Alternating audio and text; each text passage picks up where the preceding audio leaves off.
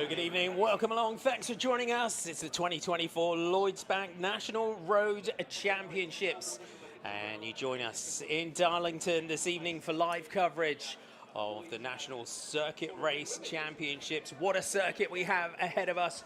What a beautiful evening here in Darlington. And it is a nice, fast, flowing course. And you can bet it's going to be a deserving winner that pulls on that stripy National Champions jersey at the end of this evening. Thanks for your company. Martin McDonald and Hannah Walker with you to take you through this evening's race action. Hannah, it's already looking good out there. It's looking great, isn't it? A great atmosphere, a brilliant course, and having seen the course, I think it's going to be very open. I think it's going to favour a lot of riders, and as always, a national title is always so hotly contested. And some riders are coming into this as we haven't had, a lot of televised criteriums that we normally have in the UK this year. So a lot of riders are coming into this maybe without the crits in their legs that they would normally have. Absolutely, and I think for some it's a little bit of the unknown. I think for other riders who've been racing on the track over the last couple of weeks, and particularly down in Herne Hill, they've been able to replicate those types of efforts for a criterium. They are indeed, and the young fans are out ready to be inspired here this evening.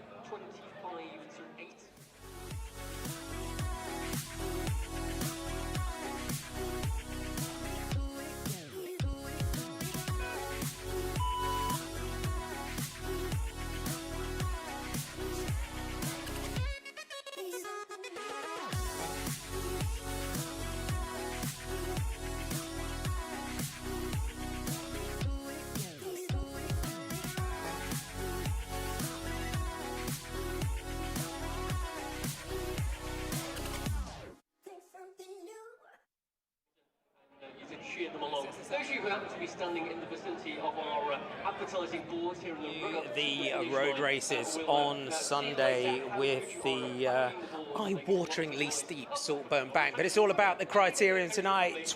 Tight, twisting circuit that the riders will be negotiating. We start and finish here in sort of the outside Darlington's old town hall and market hall. And the course that the riders will be tackling, 2.8 kilometres Darlington circuit, right in the heart of the city. Got a tight hairpin, turn 2, can throw in a little bit of unwanted congestion, but it's a very fast, very flowing course as well. You can carry a lot of speed through a lot of the course here this evening. 50 minutes plus 5 laps for both the elite women and the elite men. When we were here 1 year ago for the National Championships, it was in red car on that occasion. Megan Barker taking the title ahead of Kat Ferguson, Maddie Leach, Sophie Lewis, Emma Jeffers, Monica Greenwood, Emily Proud, Flora Perkins, Jenny Hole and Samantha Fawcett was our top 10. If you go back through the last sort of over decade of these national championships, riders, winners, Lucy van der Haar taking this title, Hannah Barnes, Eileen Rowe on a couple of occasions, Katie Archibald, Anna Henderson, Bex Durrell, Josie Nelson as well, Hannah. So criterium racing, for anyone that's tuning in that may not be familiar with it, it's a bit of a sort of mainstay. We're very good at crits in Britain. We love a good criterium, don't we, here? And I think it's something that we always do very well, and particularly when it's in an evening like this, it's a wonderful opportunity for the crowds and for the fans to come and have a wonderful evening. And you think about those summer criteriums that we have from Beverley or Otley, for example, or of course when we've had the Tour Series, the televised criteriums in the past, it's a big focus for teams and riders. It's prestigious. It's highly important for the sponsors, for the partners, for the team to really have a good showing. So it's something that has always been, and not necessarily just in the last sort of 10, 14 years, but even into the 80s, into the 90s, criteriums were always a popular feature on the calendar. Oh, they're brilliant. And you've raced a few national criterium championships yourself. And what's the sort of pressure like when you come into a national champs evening as opposed to your normal criterium? That just everything's just kind of turned up to 11, isn't it, on national champs night? I think because everything is so magnified. And particularly on a criterium championships, with a circuit race championships, if you have a problem or you have a mechanical, there's no opportunity to have a lap out. So you need to be able to get to the pits, have it changed as soon as possible. But also it's the pressure that you put on yourself to be able to perform. And particularly if you love crits. For me, I loved a criterium. I loved it. I loved the atmosphere. I loved the buzz. I loved the racing, the speed, everything about it. And so it's a wonderful evening, but it's hard. It's high intensity, and positioning is crucial. And tactics in criteriums are always, so important as well. And it was, I remember, I grew up racing crits and raced them all the way through my life. And it was always, I don't know about you, but tactically, and some riders have that ability. And it was to go off the start line like a rocket and look back after a few laps and see if you'd done any damage. I think as well, some riders have a natural gifted ability to be able to hold themselves within the top 10 and almost float around, and they make it look easy, and it's absolutely not. And you'll see that this evening in the women's race and then the men's race later on. There'll be some riders who make criterium racing look effortless, and they have this ability just to always be well positioned, not make these big, intense accelerations, which consequently, if you take a look at tonight's circuit, you've got 7 corners, and one corner in particular after the finish line where you've got that hairpin. If each and every time for 50 minutes plus 5 laps you're kicking out of each and every corner, come the finish line, you've used up so much energy and you've used so much of the resources that you'll need for a finish. And so if you can, I think you and I have seen criteriums over the years, and some have this ability to carry so much speed, and particularly with the left-handed circuit here. There's only one right-hand corner, and the rest is left-handers, and for some, that'll play right into their favour. Yeah, we love a left turn in cycling. Particularly the track riders, they'll be thriving tonight. Track riders, always turning left. Let's run you through who you're going to be watching here in the elite women's race. So defending champ Megan Barker, racing for Teckers with teammate Amy Perryman. She's got number 1 on her back. Then we have the Alba Development Road team, Lulu Bartlett, Kate Dimbleby, Ariane Holland, Beth Morrow. Watch out for Beth Morrow, took a bronze in last year's Scottish National Crit Champs. Ailey Shaw for Alba Development. Have to get that right tonight, Ailey Shaw, because I was doing a big race in Belgium a while ago, and I was pronouncing her name wrong, so sorry, Ailey. We'll run you through some of the other riders to watch out for. Anna Kay from the Cyclocross Reds, the National Cyclocross Champion, Anna Kay. Cross riders, again, good crit riders. Robin Clay from Das Hutchinson brother, Frankie Hall, we know as well as great crit rider. We've got riders from Dolcini O'Shea, Isabel Darville, just picking out a couple. We've got Life Plus Wahoo, Alunid King and Maddie Leach. Got to come into this race as big favourites, we would say. Emma Jeffers from Liverlula Jayco. That'll be a familiar colours for a lot of people, and she's on great form. She's brilliant, and she's really a threat to watch. One other rider is that rider there in the green jersey of the team-inspired Ella Barnwell. She's in fantastic form. She had a couple of wins and some great podiums last week on the track at Herne Hill, and so the form is there. She's feeling good, she's feeling confident, and also you can just see Emma Jeffers there on the left-hand side in that Liverlula Jayco kit. Real talent, Emma Jeffers. We just saw in the background as well, in the purple of Loughborough Lightning, picking her out, Jenny Hall. Had a took 2 national track titles this year. Jenny Hall has been doing an awful lot of work on the road. She's a pilot for Sophie Unwin on the track. Jenny Hall's a rider that we kind of put a fairly big star by this evening. She's excellent, and she's also fast too. And I remember watching her through many of the summer criteriums over the years, and she is really good at positioning herself. She's really good at maintaining a good pace, and she's just able to have this crossover between her tandem racing and her solo racing. So it feels seamless, which I think is really impressive to do. Watch out as well for the likes of, we've got Pro Noctis 200 Degrees Coffee, Hargreaves Contracting, if you were with us for the Tour of Britain Women recently. Let's count you down, we'll take you away and on the rollout. Away we go. Emma Jeffers just on the left of your picture as you look at the bunch. We'll pick out, so Amy Gornall, great crit rider, Amy Gornall, St. Piran women's racing team are here. Sophie Holmes from St. Piran, had a good tour series a couple of years ago. Lucy Glover we can pick out from Shibden Apex racing team. This is this hairpin you can see here at the bottom. So we're going to have a surface change that you can see there from the kind of paving slabs onto the road. Monica Greenwood from Coop High Tech Products, watch out for her.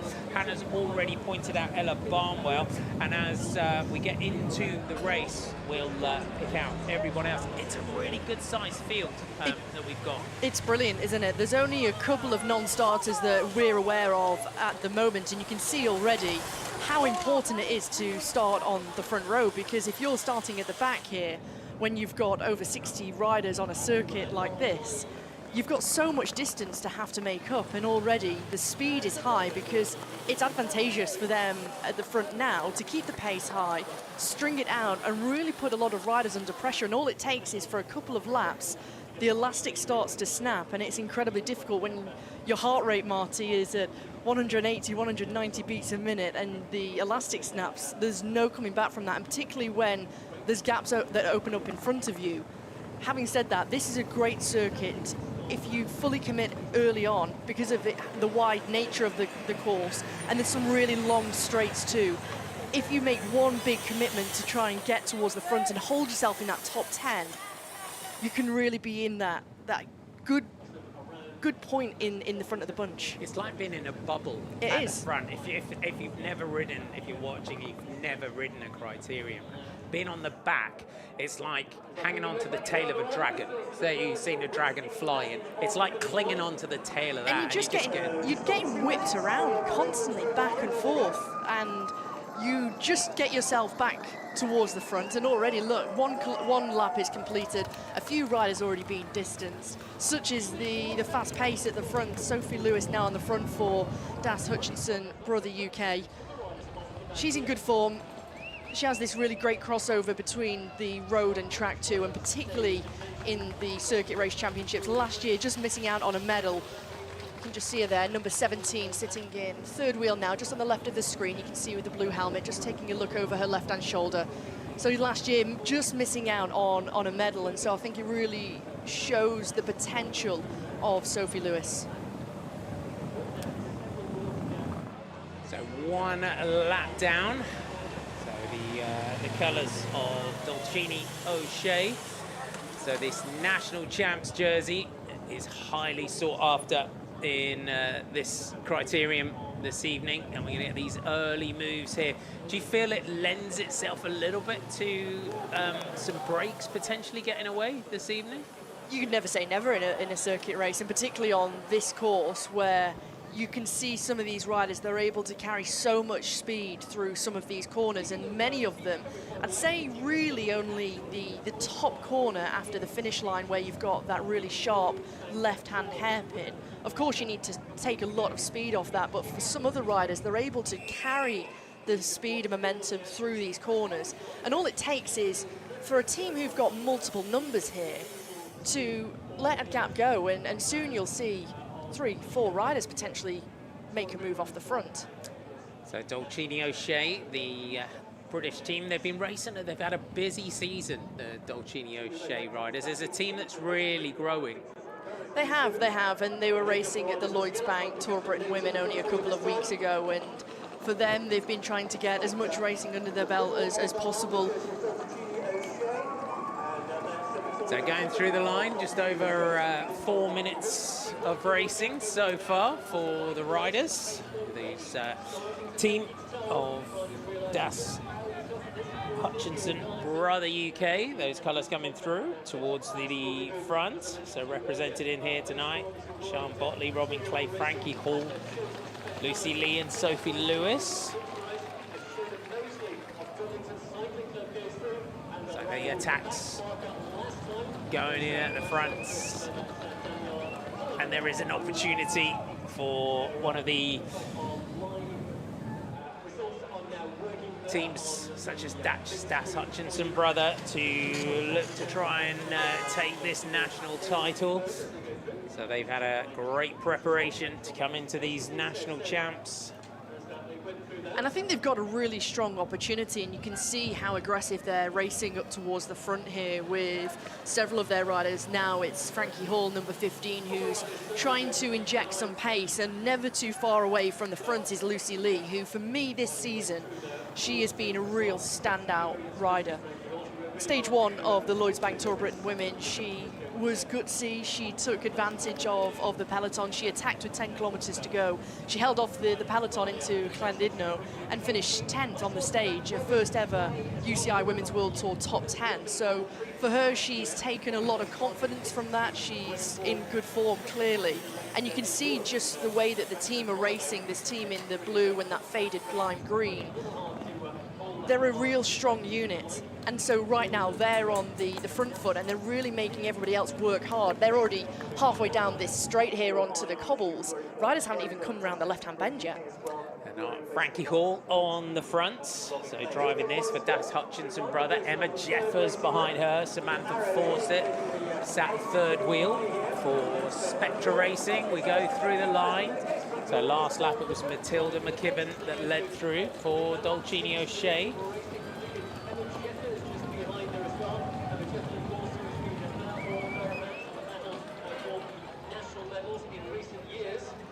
So Frankie Hall lining up here. Emma Jeffers just coming through on the inside there. Emma Jeffers, couple of stage win in Graziololova this season, Emma Jeffers, and she's now attacking. Emma Jeffers, super fast finisher is Emma Jeffers. Couple of Tour Series wins, Emma Jeffers back in 2022, and this is a real move on the front from the Liverlula Jayco development team rider. Big move early on here on only lap 3, and is that Sophie Lewis that's gone with her. This is a good move here. This is a really good move. You can see that it's Sophie Lewis who immediately sensed the danger of Emma Jeffers, and we saw Emma Jeffers, even when she was a junior, that she was able to be one of the top criterium riders in the country, and she's a fast rider, but she's also not afraid to put herself on the line, go early and try and create a move, and this is exactly what we've seen. And for the first part of this race, you've just seen her floating up towards the front. She's looked really comfortable. You could see from the body language, she looks very patient, and she's able just to float her way around a circuit, pick a right moment. One big effort, and now look at the gap that's opening up, and behind, it'll only take a couple of riders to look around and look for other riders to try and close the gap, and it actually plays into the hands of Sophie Lewis and Emma Jeffers here. Now, whether Das Hutchinson Brother UK will want to try and work here, because of course maybe Sophie Lewis isn't their plan A to race for tonight. Sophie Lewis leads through here from Emma Jeffers. It looked like Emma maybe felt that she wanted a bigger group than just the two of them to go clear early on, and just as she's going to come through towards the front and just keep the pressure on. See those Dolcini O'Shea colours just coming up. Is that Matilda McKibben coming through? Just leading out here. It's Isabel Darville, my apology, that's just come up to third wheel, led through the group, just brings it back together. The pressure will go out slightly. We'll get another counter straight over the top. We see those Das Hutchinson Brother UK colours straight back through to the front here. And this is how they can really try and split the peloton here. It looks like Lucy Lee, who's now the next rider to try and make a move here on the front, constantly counterattack, attack and counterattack. As soon as one move gets caught, go over the top and force another one, because that Hutchinson Brother UK, they come with real strength in numbers. They're one of the strongest teams in terms of the riders they've brought here, but particularly in the numbers, and you can see just how they've swamped up towards the front. So Lucy Lee on the front there, Sophie Lewis just behind, Sian Bottley, she's a very experienced criterium rider too. So they feel the motivation, they feel in control, and you can see they're in control. And this is it, you've got to ride boldly, and that's what they're doing as a team. We're seeing Ailey Shaw coming up into third wheel here for the Alba development team. So good to see Ailey Shaw getting herself up there. So we're starting to see some real, you got to say, you're sort of seeing sort of glimpses of the protagonists that we're going to have here tonight. And then you'll have someone like Megan Barker who will just float and hide, and we'll see her right at the end. And that's what some riders like Megan Barker are very, very good at. This was the moment where Emma Jeffers made her attack. It was an all-out effort, wasn't it? Just down the left-hand side of the barriers there. Slightly downhill, you've got this slight downhill and you've got the false flat and the slight rise to the finish line. So just moving up as we look down through the line. Megan Barker coming through in those light blue colours of Techers. Here's some of our back markers who've been tailed off. Another move going in here. Frankie Hall looks like. So time after time here, you've got the Loughborough Lightning colours getting up there. Is that Jenny Hole that's moved up there into second wheel? Jenny Hole, then Megan Barker. So in those, you're watching out this evening for Megan Barker in those Techers colours. The famous Techers team from London, Alec Briggs' team. And this is what Megan Barker will do as well. She's a very cagey rider, so experienced now, the Techers rider, in terms of managing this race. This is the first time that we've seen her up towards the front, and I think that really gives you an indication that she spent the first 12 minutes of this race just picking riders off one by one, not getting caught by any riders who are being distanced, not getting caught out on the wrong side of a split. She's just picked them off one by one, and you can see how well she is able to do that, but also the way she manages clicking through the gears, keeping a good cadence. She never looks like she's overreaching herself. I'll just run you through your order just as we went through the line. So Frankie Hall led through, just ahead of Jenny Hole, Megan Barker, Maddie Leach, Lucy Lee, Monica Greenwood, Emma Jeffers, Isabel Darville, and then Anna Kay from the Cyclocross Reds. We're seeing Amy Gornall moving up on the left in the Reds as we go through the line. Frankie Hall leading through yet again. And you can see this group is really starting to stretch. It's one of those sort of courses here in Darlington this evening. I don't know if you'd agree. It's very much one of those, the back doors of the bunch are just going to be open, and it's just going to be a race really of just a whittling down process. Ooh, Maddie Leach just comes through on the inside there. That was what we like to call the sledgehammer pass, the attempted sledgehammer pass there. A little bit of a dive bomb, but all came good in the end. But you can see, if you get that top left corner wrong, how much damage it can do, and potentially towards the back end of the race, more specifically. I think it also shows, though, the skill of Emma Jeffers in the way she just kind of shrugged it off.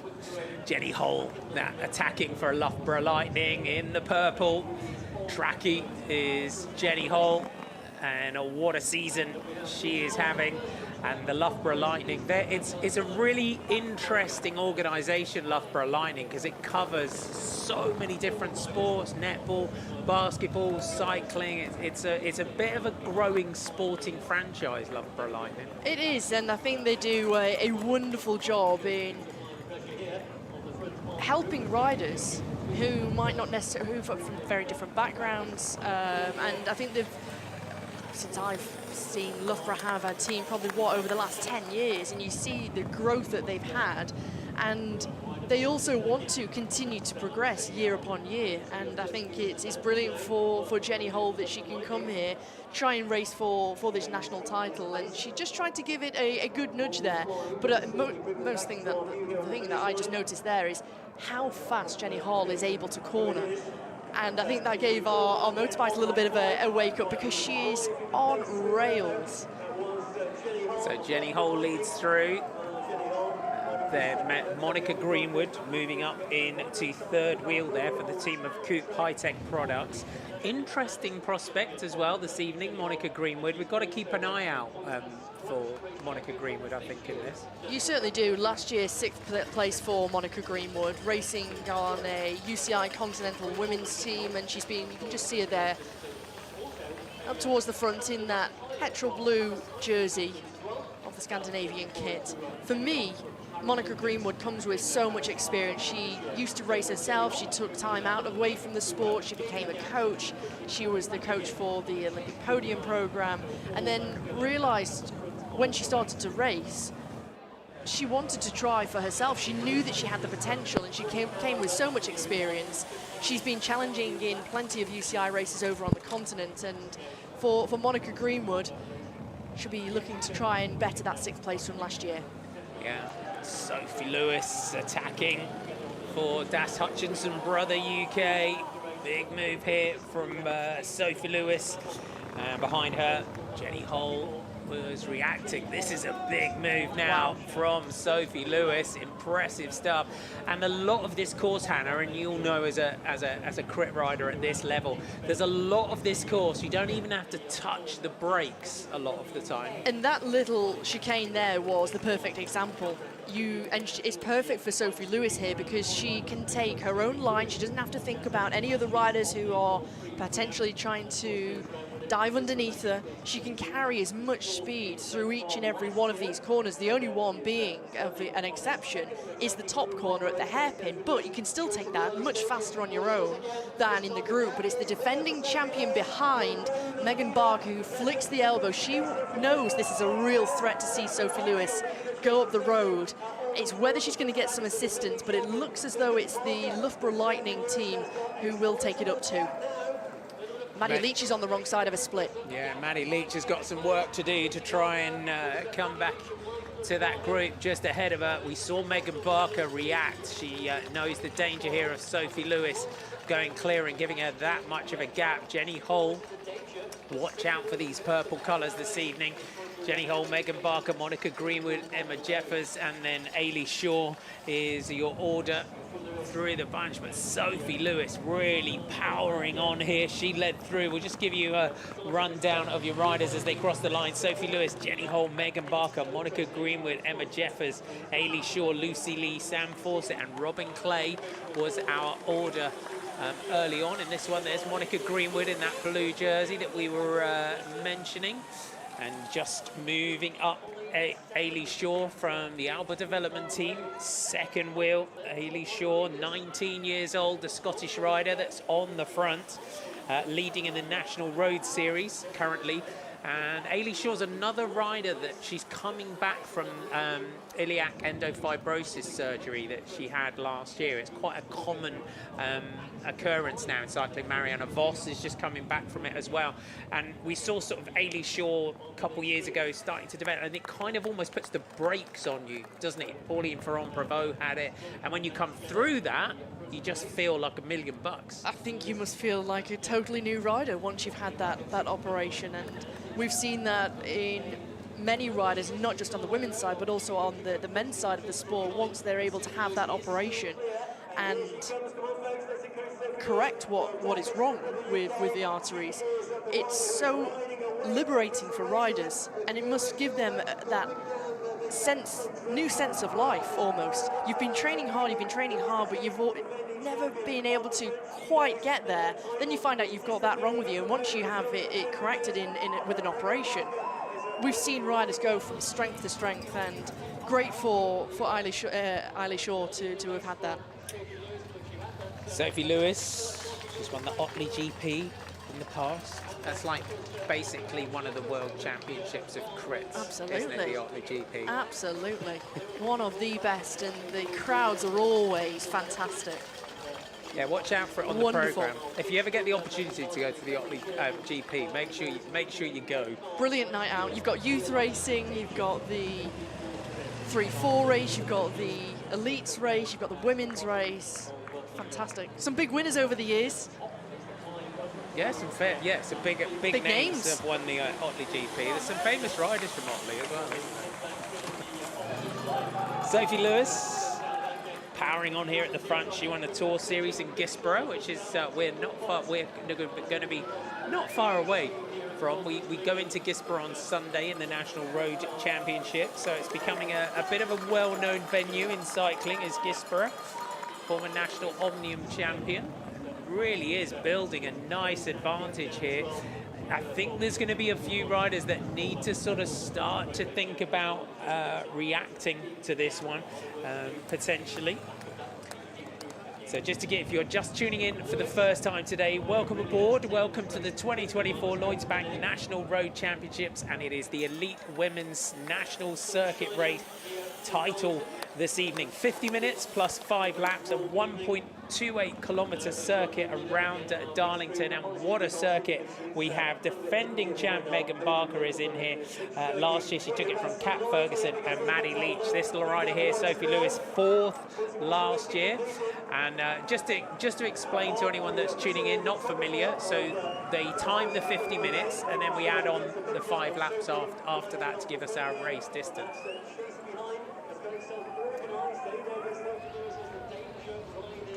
So 20 minutes and 40 seconds of racing so far. Sophie Lewis just off the front. Emma Jeffers comes through to the front. As we said, the gap that Sophie Lewis was starting to build was considerable.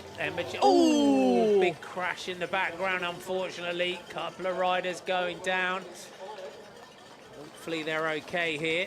We've got one of our St. Piran riders that looks like Sophie Holmes. She's gone down. Dear me. Ooh, that was a big one, Sophie Holmes from St. Piran. Hopefully she's okay. And it looks like Frankie Hall, unfortunately, that's gone down with her.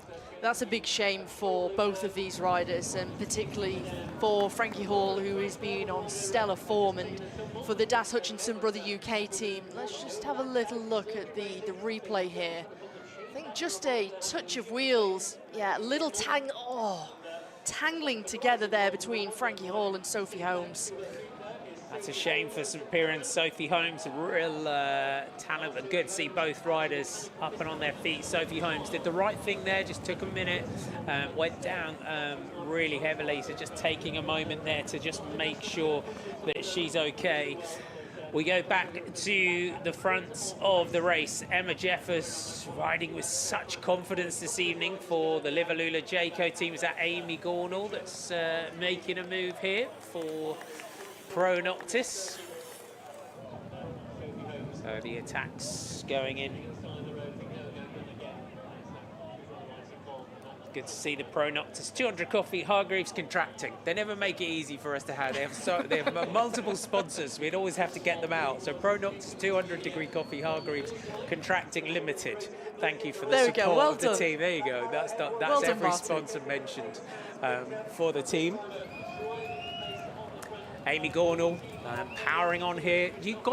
Anyone that's not familiar with British cycling, Amy Gornall, she's part of a cycling dynasty in Great Britain, is Amy Gornall. She is. She's part of the furniture, isn't she? Part of the setup. And it feels as though, and I don't mean this in any disrespectful way to her, but it feels as though she's a lot older than she is, and it's only because she's been racing ever since I've known her. And I've always seen her at the races. She's always been there, and she's still so young. She's only 25 and 27, get it right, 27 years of age, and she's been racing for so many years. I think her mum and dad put her on a bike as soon as, probably before she could walk. But she's an excellent crit rider, and I think she's one that you shouldn't underestimate either. While she thrives in races where they've got some good climbs, and watch out for her in the road race on Sunday, she's really good at riding a criterium, conserving her energy. And I only think about last year, we saw her on the attack constantly. She was brilliant. Even 2 years ago, she's always there, and she's also an excellent teammate. And now Pro Noctis 200 Degree Coffee, Hargreaves Contracting only come with 3 riders this evening, and through varying different reasons as to why, but they've only got Lucy Elmore, Amy Gornall and Laurie Richards. But I think they can be really effective, and I don't think that really plays against them because of who they've got here. I think it gives them a little bit, because a lot of the time over the last few years, everyone's looked at Pro Noctis, given how they raced in the Tour Series in the past as well. So they would look to them to really dictate the race. So I think it gives Amy, Laurie and Lucy a little bit more freedom this evening, because you've got such numbers from the Das Hutchinson brother, Alba Development. There's a lot of teams with multiple riders in here. So this is our next group going through. We've got our Jaden Vive La Velo jerseys on there this evening. Isabella Johnson, Abby Taylor, the two starters from Jaden Vive La Velo, Glasden. Another, you would say, stalwart team of British cycling are the Jaden Vive La Velo team. So just going through to the front. So the Das Hutchinson brother UK team just dictating this one, and Robin Clay up towards the front. It's the first time that we've seen Robin Clay. She won the Lincoln Grand Prix last year. Robin Clay. She won the. I like to call it. They call it the Ronde van Wimsfold. I hope I'm saying that. Wimmersfold recently as well. She's also had a win because it's my favourite road race series in Great Britain. She had a win. I know which one it's going to be. It's the Proper Northern Road Race Series. Big shout out to the Proper Northern Road Race Series. Is it Capernwray that she won? Capernwray that she won that. And that is a very, very hard race. I think with a big climb. Yeah. I think I need to start one in the south. Only flat courses for all us. We go proper southern. I've got to say it because I live right on the coast, right on the end. We're going to have a proper southern softies one. And it's completely flat and we only ride in the sun, never ride in the rain. I'll see if they want to form a partnership with me, the Proper Northern Road Race Series. I think you could have a franchise there. Definitely. Brilliant idea. I'm really interested to see what Robin Clay does here this evening. She's, all affectionately joking aside, the Proper Northern Road Race Series. Robin Clay, another rider in this race this evening, a real emerging talent. She is, and she's very, very consistent too. So she's had a few victories each year, which of course is great for her, great for the confidence. But I think it's her consistency which makes her so valuable as an asset on a team. She's also a brilliant teammate too. So she's always there. You can always rely on her. And for teams, you want that rider who you can rely on. And Robin Clay is one of those kinds of riders. You only have to look at her racing results over the last 12 months, what she's achieved. She's also good in road races, great in crits. And so I think for her, she's growing year upon year, and she's only 20 years of age, so still learning, but she's able to deliver.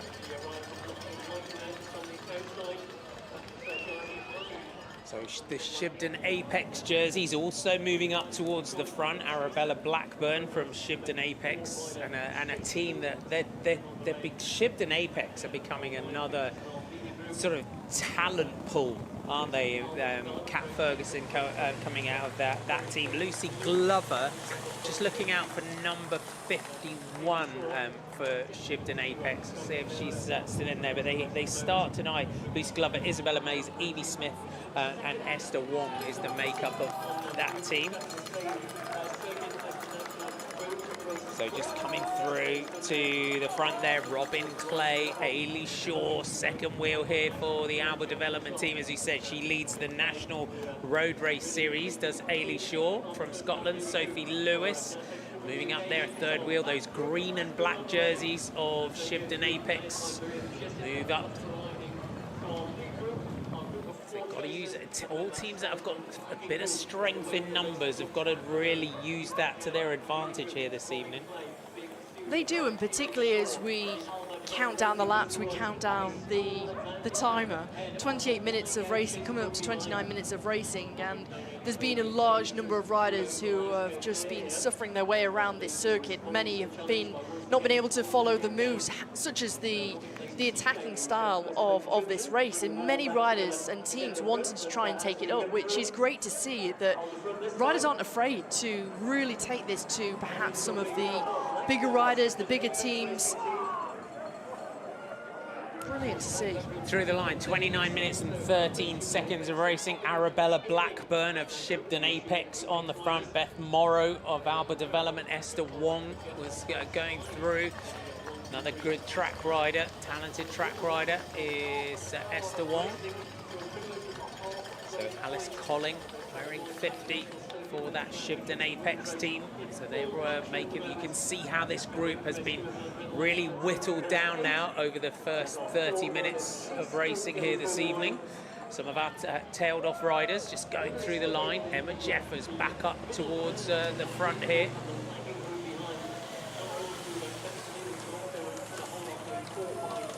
She's really in control here. You can see that she's dictating the pace at the front. She's dictating what's going on, and riders are happy for her to do that. So for Emma Jeffers, who's on the front, she is able to get some control back in the race. She can have some moments to get some respite. She is looking so calm and composed. And I think for many riders here, they're happy for the situation on the road now, because they've made such big efforts to either close gaps or recover from attacks, recover from bringing breakaways back. And for Emma Jeffers, she just slots into second there. Still got that full overview, takes her bottle, and for me, she's so young, but she races beyond her years. She does. It looks like Arabella Blackburn still leading through here for the Shibden Apex team. Amy Gornall throws in another attack here. Amy Gornall just on the back of the group, just bringing up the back of the group there. Erin Avell of the Nouvelle Cycling Prendas team, just on the back of the group.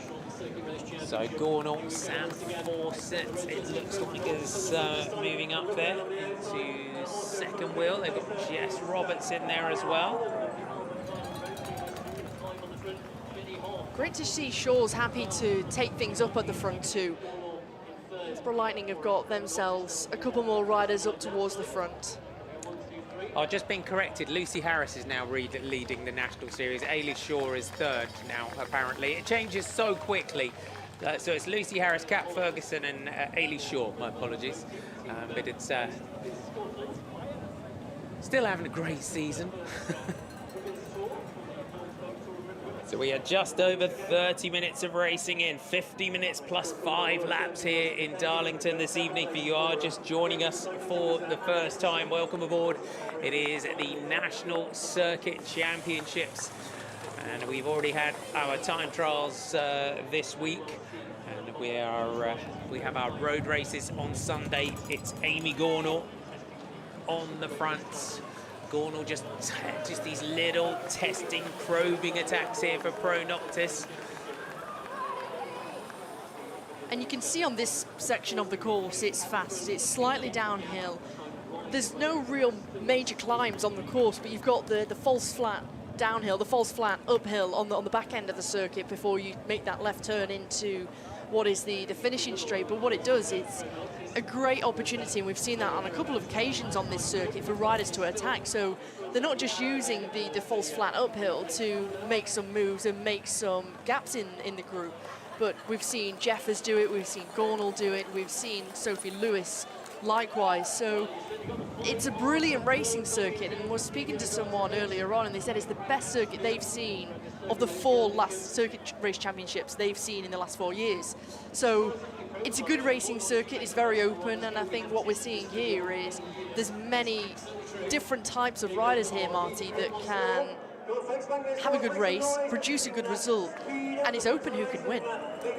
Rider moving up in the purple with the black sleeves, Anna Kay. She's been anonymous, hasn't she? National cyclocross champion, Anna Kay. Just see her moving up. The rider in the black, Corin Side, is there. We've got our Spectra jerseys and the Spectra team. They've got Jess Roberts in the team as well as this evening of Spectra Racing with Sam Fawcett.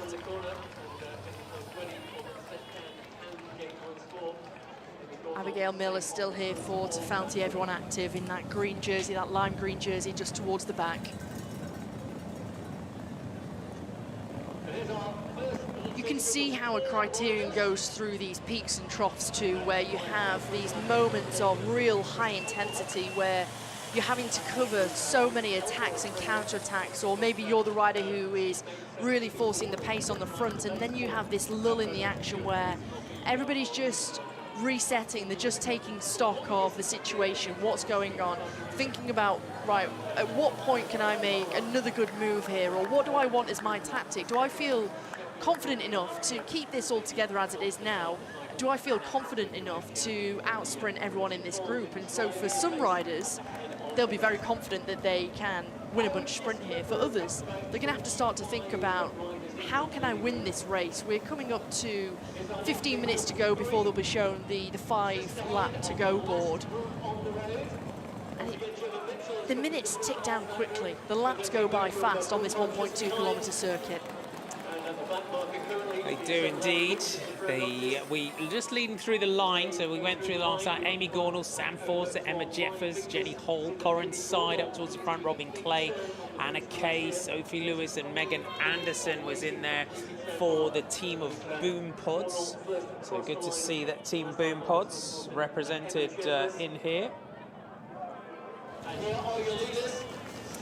Amy Gornall leads through this. Matilda McKibben going for Dolcini O'Shea. I just paused because I keep getting the sponsors the wrong way around for Dolcini O'Shea this season. But the Dolcini O'Shea colours in the orange and white. Leading out here from Emma Jeffers, Robin Clay, Sam Fawcett. So the teammates there for Dolcini O'Shea, Isabel Darville, just a little bit further back down through the group. Emma Jeffers. Emma Jeffers is kind of riding this like an elimination race on the track. She just kind of parked herself in second wheel, and it means she can just keep an eye on everyone around her. She can keep an eye on everyone around her, but what it means is she's not making these huge accelerations that you'll have in 20th or 25th, 30th wheel, having to close gaps that open up, having the pressure on your shoulders. Oh, I'm too far back here. There's a gap starting to open up. There's a few riders going clear and I'm not there. I'm going to miss the move. She's got that full overview, and in the end, you end up riding this criterium a lot more as a linear effort. You still have those accelerations trying to respond to moves or attacks, but it sounds almost counterintuitive. You end up saving more energy. The fact that you're right up towards the front, even though you're pushing a little bit more wind, for example, you're saving energy by being up towards the front, and you only have to look at the body language of Jeffers in comparison to some riders who are at the back who are really starting to look laboured now. See just a little as the way that the group just comes together there as they go into that corner. So 37 minutes as we get some attacks out of the group as we look back down through the road. Is it Monica Greenwood that's attacking here for Team Coupe Repsol? Greenwood has been so noticeable by her absence at the front of this race here this evening. We said she was a rider that you had to watch. So powerful is Monica Greenwood. I think 4 Commerce wins in Belgium last year did Monica Greenwood. So this sort of circuit, this sort of race really suits the Coupe Repsol rider. And she's not afraid to attack either. She's not afraid to really take it on, and I think you only have to start to look at the early part of this season in the UAE Tour, where she was in a long-range break where she became a real danger into the final stage to Abu Dhabi. And I think for her, she goes from strength to strength, but she comes with so much experience, Marty. It's all that knowledge that she's gained over racing when she was younger, of course, taking time out of the sport, coaching riders, and coming back as Jeffers goes with a big, big move on the right-hand side. Emma Jeffers using that small rise there, just going barrier side of Monica Greenwood. Lewis right on her, short in third wheel. And as we get towards 40 minutes of racing, this is where you've got to be so attentive if you want this National Circuit Championship here this evening. If you're towards the back, even of a group this size, it starts to get really stressful as you get into that last 5 laps, because the pace of this circuit, there's not a huge, you've got to use an awful lot of power and speed to get up towards the front.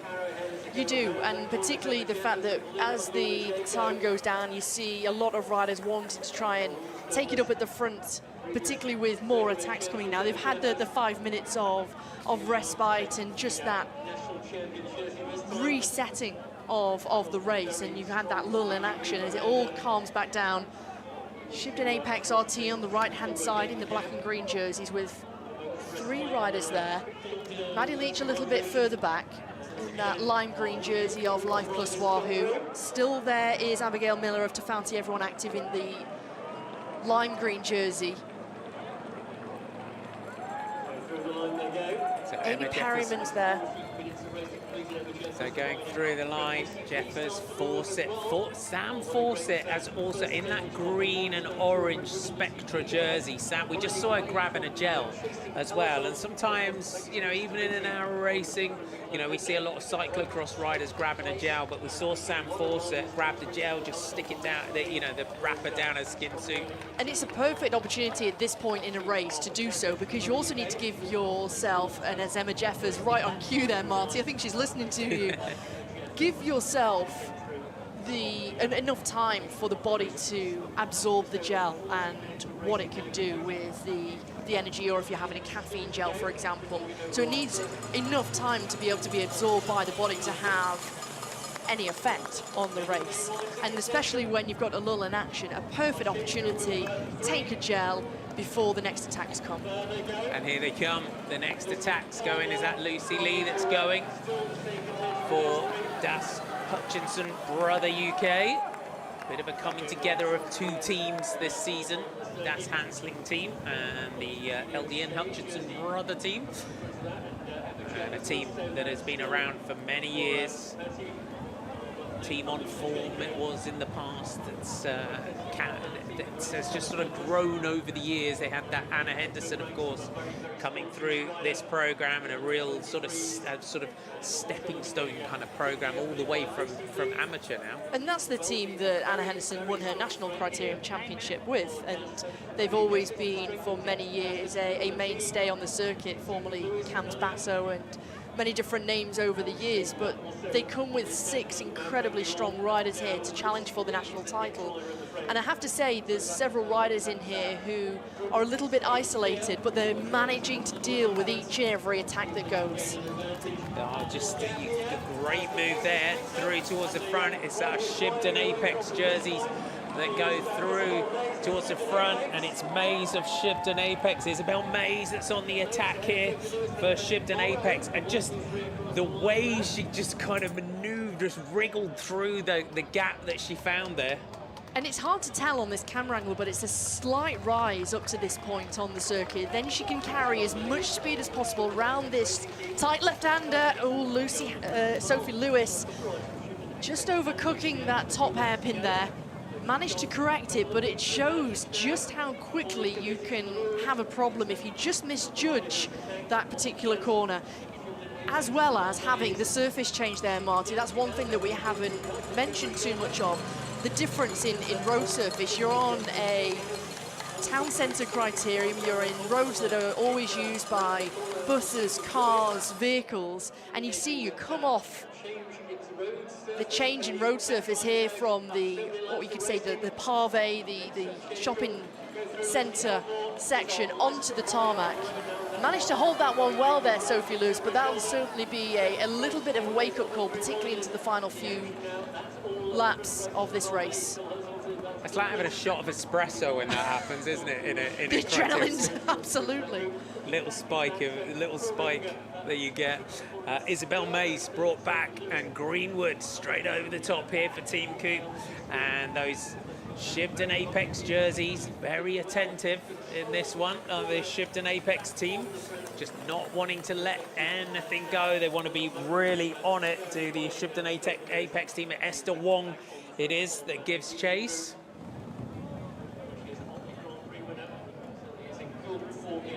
So Monica Greenwood, Esther Wong.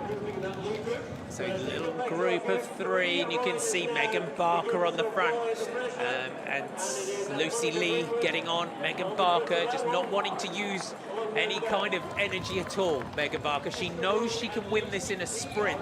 She's just keeping that energy, not expending anything where she doesn't have to. But it's also the point in which riders need to try and force her to do some chasing, because she's been keeping a powder dry for so long, and it's been on some parts, the same riders who've been doing a lot of the chasing down. Emma Jeffers has always been so attentive towards the front, but again, she's been almost forced to the front to chase down. And she's showing good form. I'm not sure whether she's showing it a little bit too much. But of course, at this point, the podium is going up the road. And so for Jeffers, she's willing to take this risk here. Shaw is always following Jeffers. I think she's really sensed that Jeffers is one of the strongest riders here within the field, and she's really one to watch out for. But you saw Jeffers just pull off there. Whether someone takes it up at the front, it's going to benefit these three out front. So Alba Development, Ailey Shaw comes through. Esther Wong, really first noticed her at the National Track Champs. We've seen her racing on the track as well. Lucy Lee comes through, the Alba Development light blue jerseys. Just bringing this one back together, but Sam Fawcett for Spectra, sat second wheel. We get another move over the top. 45 minutes of racing, so it's 50 minutes plus 5 laps. Both are elite women and elite men's races this evening. The same distance, same time. There's a lot. The other thing with the Liverlula Jayco jersey, it's almost like it's like a double-edged sword, isn't it? It's a bit of a target on your back, and everyone knows what Emma Jeffers can do in this sort of race. So there's almost, she's got you can see already, you know, she's 19, Emma Jeffers. You know, we have to mention that as well. But there's a lot of people just looking around and watching what Emma Jeffers is doing. And you've got this big name team across your jersey. You're racing for the Continental teams, the development team of Liverlula Jayco, the World Tour outfit. And so for Jeffers, a lot of pressure on her shoulders. She's the only rider from that team, so she's alone, she's having to cover moves herself, and of course it comes with the pressure of the name. But it's also because Emma Jeffers is also a huge, huge talent. She's shown in the past that she's able to medal here in the Circuit Race Championships, and so even when she was a junior, she was on the podium. So everybody is aware of the strength and how quick Jeffers is, because she's great, she's confident to be able to, and she's bold to try and attack. But if this comes down to a bunch sprint, she is exceptionally fast. She has this huge acceleration, and she always comes with this really high cadence. She doesn't like to push a big gear when she's sprinting, but her leg speed is impeccable. And she can, when she won the Junior Plouay Sarah Tizet Challenge, she won that on her own as well. So she can win alone, she can win in a sprint. Sam Fawcett through to the front, looks back over the shoulder, and it's Esther Wong that's just floating around the front of this group here for Shibden Apex in the green and black. Sophie Lewis looking around for some teammates. So Lucy Lee, Robin Clay, there's Megan Barker in those light blue colours of Tekkers with the checkerboard on the arm, the purple. Amy Perriman is also still in there for the team of Tekkers. 3 minutes until they get shown that 5 laps to go. And if any team is going to want to try and do a lead out here, they'll start to get organised. Robin Clay is not far away from the front of the group. If I'm not mistaken, it's looked on that bottom corner there as though Megan Barker has her mum and dad cheering and supporting at the roadside. Dolcini O'Shea go once more. Shaw follows, as does Fawcett. Matilda McKibben going through. So Matilda McKibben leading out for Dolcini O'Shea. McKibben looks back over the shoulder, sees that Sam Fawcett is with her. Beth Morrow is the other rider in there, I believe, for the Alba Development team in third wheel. So we'll see that 5 laps to go. Barker in that Tekkers jersey.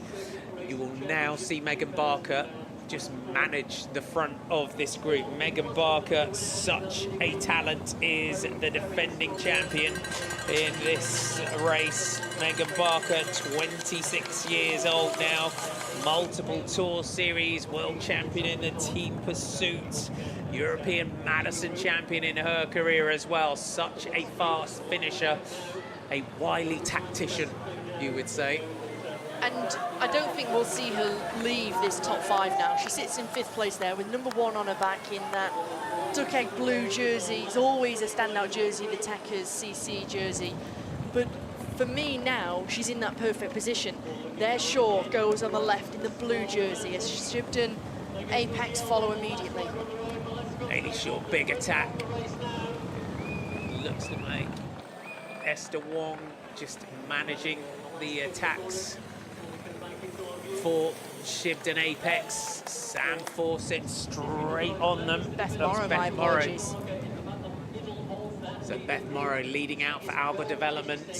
So this Scottish team now goes Maddie Leach for Life Plus Wahoo, a little bit further down the group, just trying to get a bit of a launch from the front of the group. Came from quite far back. 5 laps to go this time. We see 5 laps to go. And it's Maddie Leach coming through with Amy Gornall. A little bit of daylight now back to Sam Fawcett in 3rd. Maddie Leach just came from the back of that group like she'd been fired out of a cannon. And you could see from that camera angle the false flat up towards the finish line there. So she picked a great moment. We've rarely seen Maddie Leach throughout the whole race. She's kept her powder dry. She's kept herself almost anonymous within this race.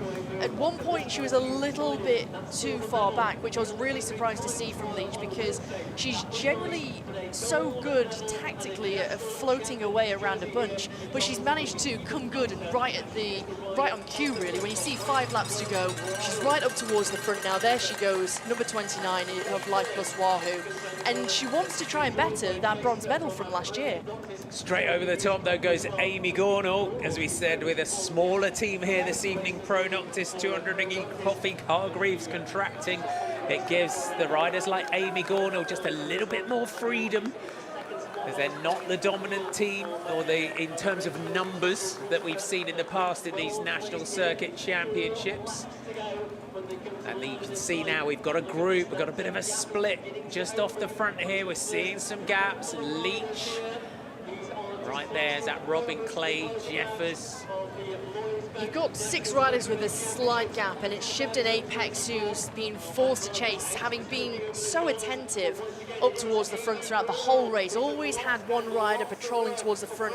That was the first time that we didn't see someone in such a dangerous move there. Just closing the gap, that was Esther Wong once again. So really showing that she's in good form. You can see her there on that red bike down the center of the screen. Barker moves up. I was going to say Megan Barker just floating back up towards the front. Just gets shuffled back slightly. 4 laps to go this time, so watch out for that duck egg blue jersey with the checkered flag down the left sleeve. Sophie Thackeray goes through to the front for Das Hutchinson, Brother UK.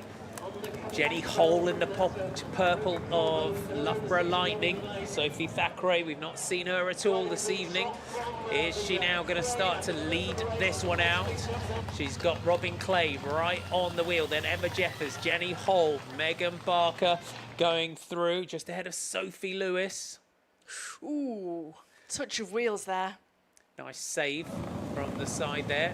It looked like Hayley Shaw.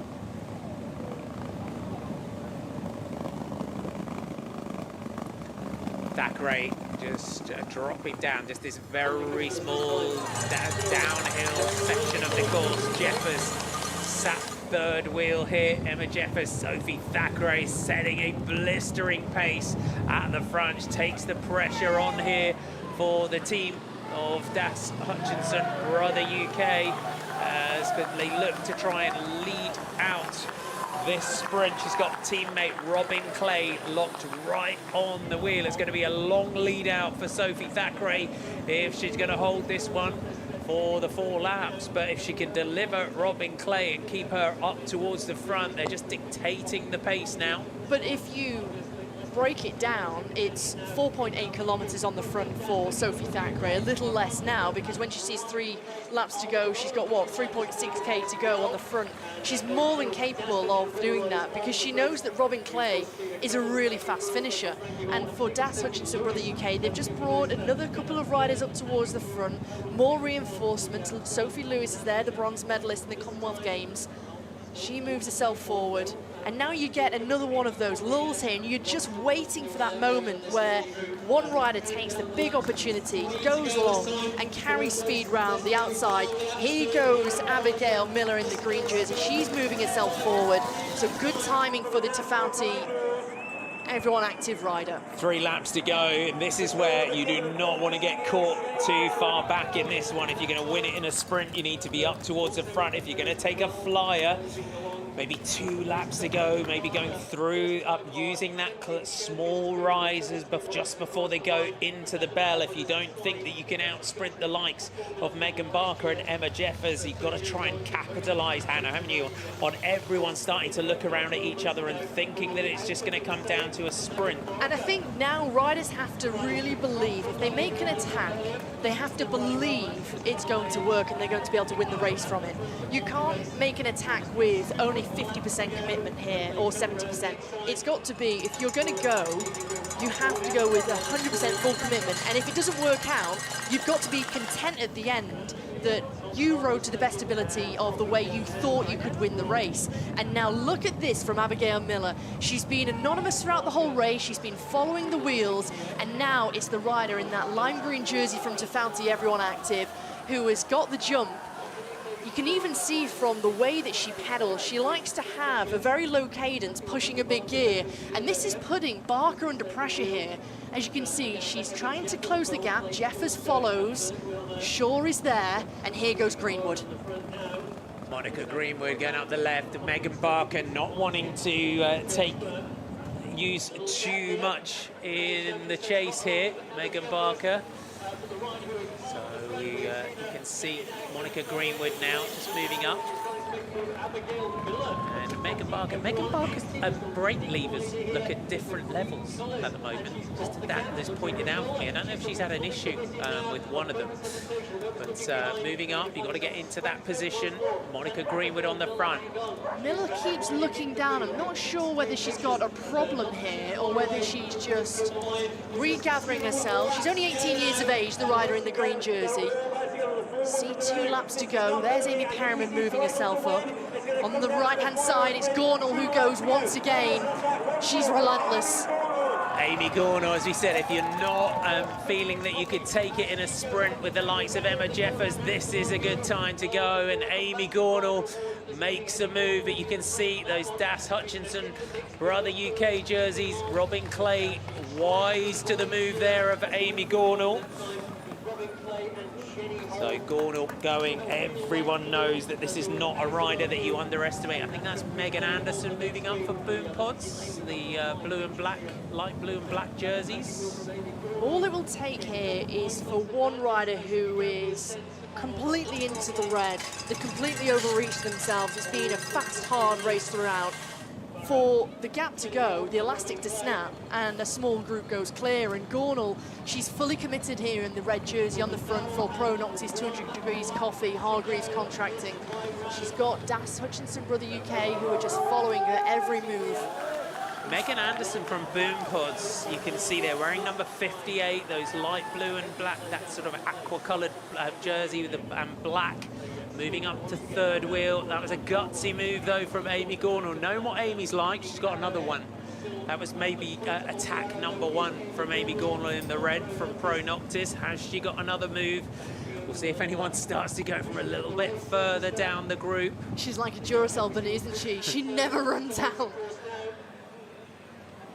Greenwood through the centre. Barker just 3 back from the front. Morrow comes through for Alba Development. Beth Morrow just dictating on the front. Shibden Apex RT just getting themselves set with 3 riders, so you can really start to see the grouping of the squad in the black and green jerseys. Likewise with Alba Development Road Team on the right-hand side. We're going to get 1 lap to go this time. Shaw starts to make the move here for the Alba development team. 1 lap to go.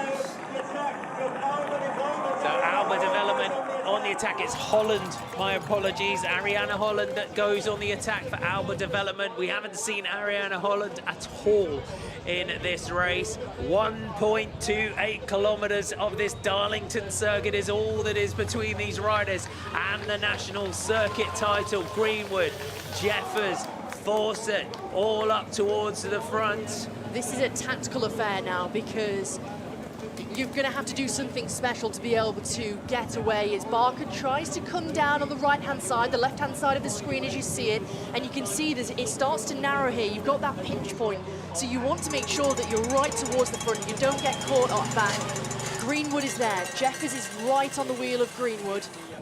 Shaw leading out here for Alba development, just dictating things on the front. It's a long finish straight, just trying to use this little rise here to try and maybe just steal a march on everyone. Sam Fawcett, second wheel, Greenwood, Jeffers, all up towards the front there. Then it's Alice Colling of Shibden Apex in that black jersey. Colling is right there. Can the Shibden Apex team get a national elite title here still? It's Shaw on the front. But Fawcett has this brilliant run now, because you can see the rider in the blue jersey on the front, Shaw, who's dictating the pace. Fawcett is just able to use that slipstream, but she's got the gap. Oh, Shaw now launches the big move. It took just that moment there. Ailey Shaw here from the Alba development team. Is this enough? As she uses just this small rise. Ailey Shaw powering in here. Can Shaw take this one? Here comes Jeffers. Shaw with Jeffers closing fast. Jeffers right through on the line. It's going to come down to the throat. Jeffers takes it. What a bold, brave move from Ailey Shaw. Emma Jeffers closing the gap in the last few meters and comes through to take the elite circuit title. Boom. This rider races beyond her years, 19 years of age.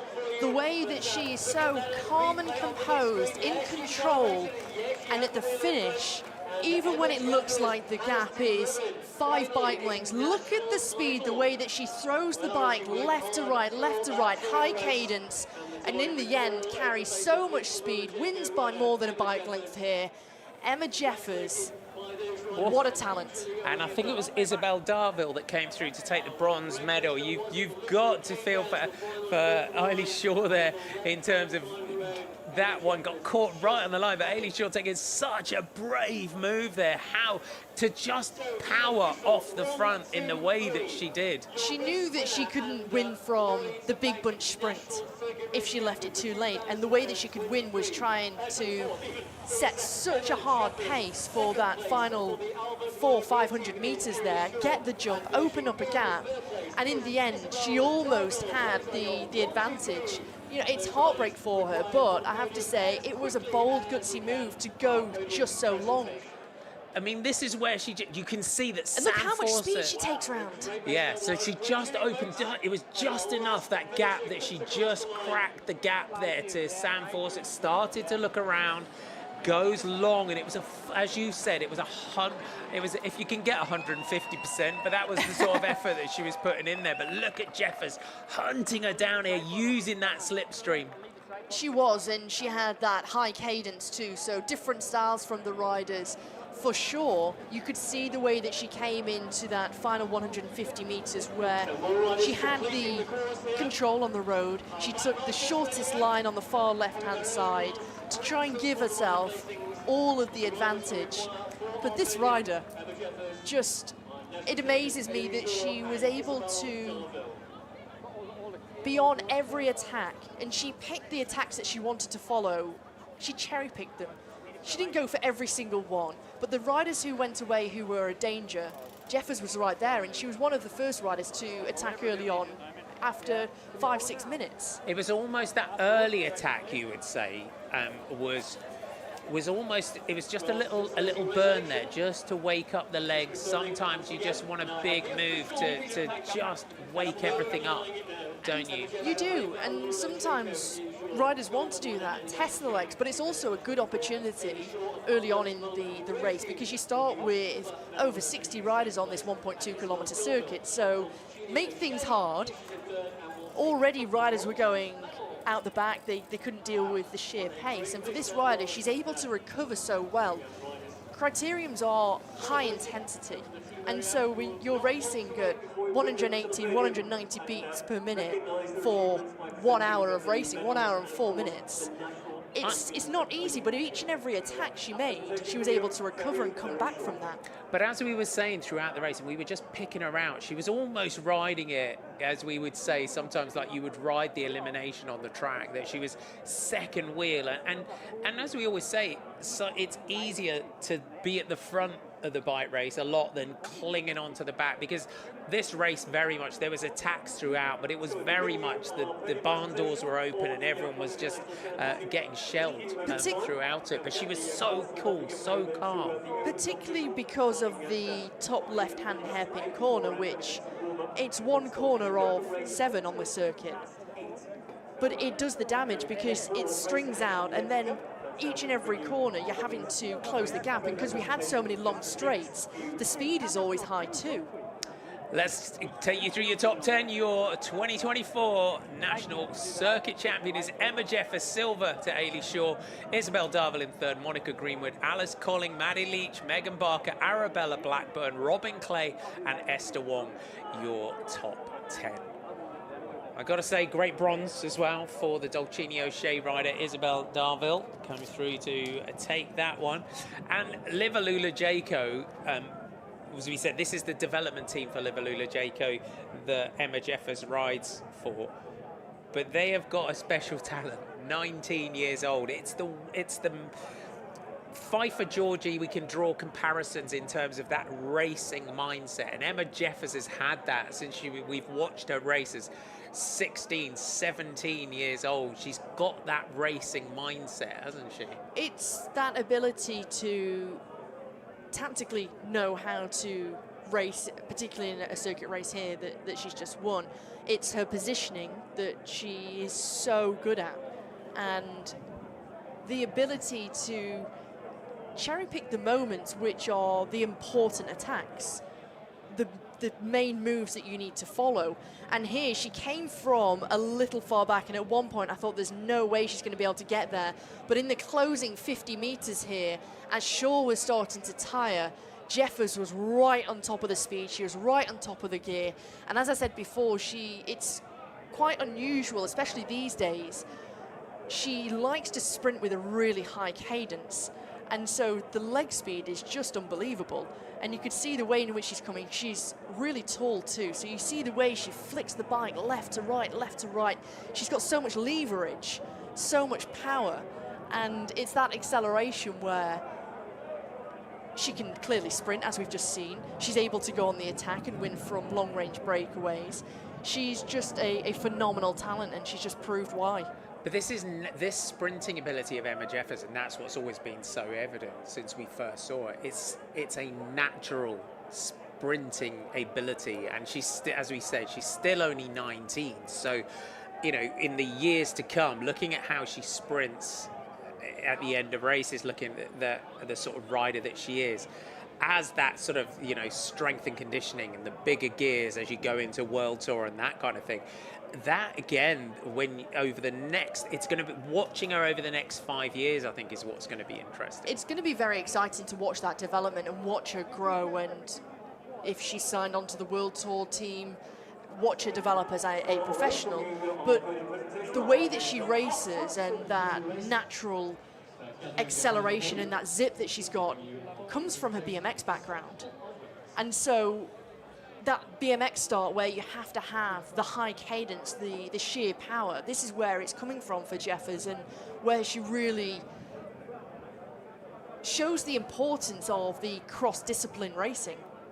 The BMX background as well. That is something that is always worth mentioning. I mean, if you look at the sort of sprinters and the riders that come through BMX, that natural cadence that you talk about is you can see that very much comes from as a youngster race in BMX. Totally, totally. And you only have to look at the way her style in which she sprints, coming from her BMX background. Of course, she did that when she was in her youth days, and probably not so much now.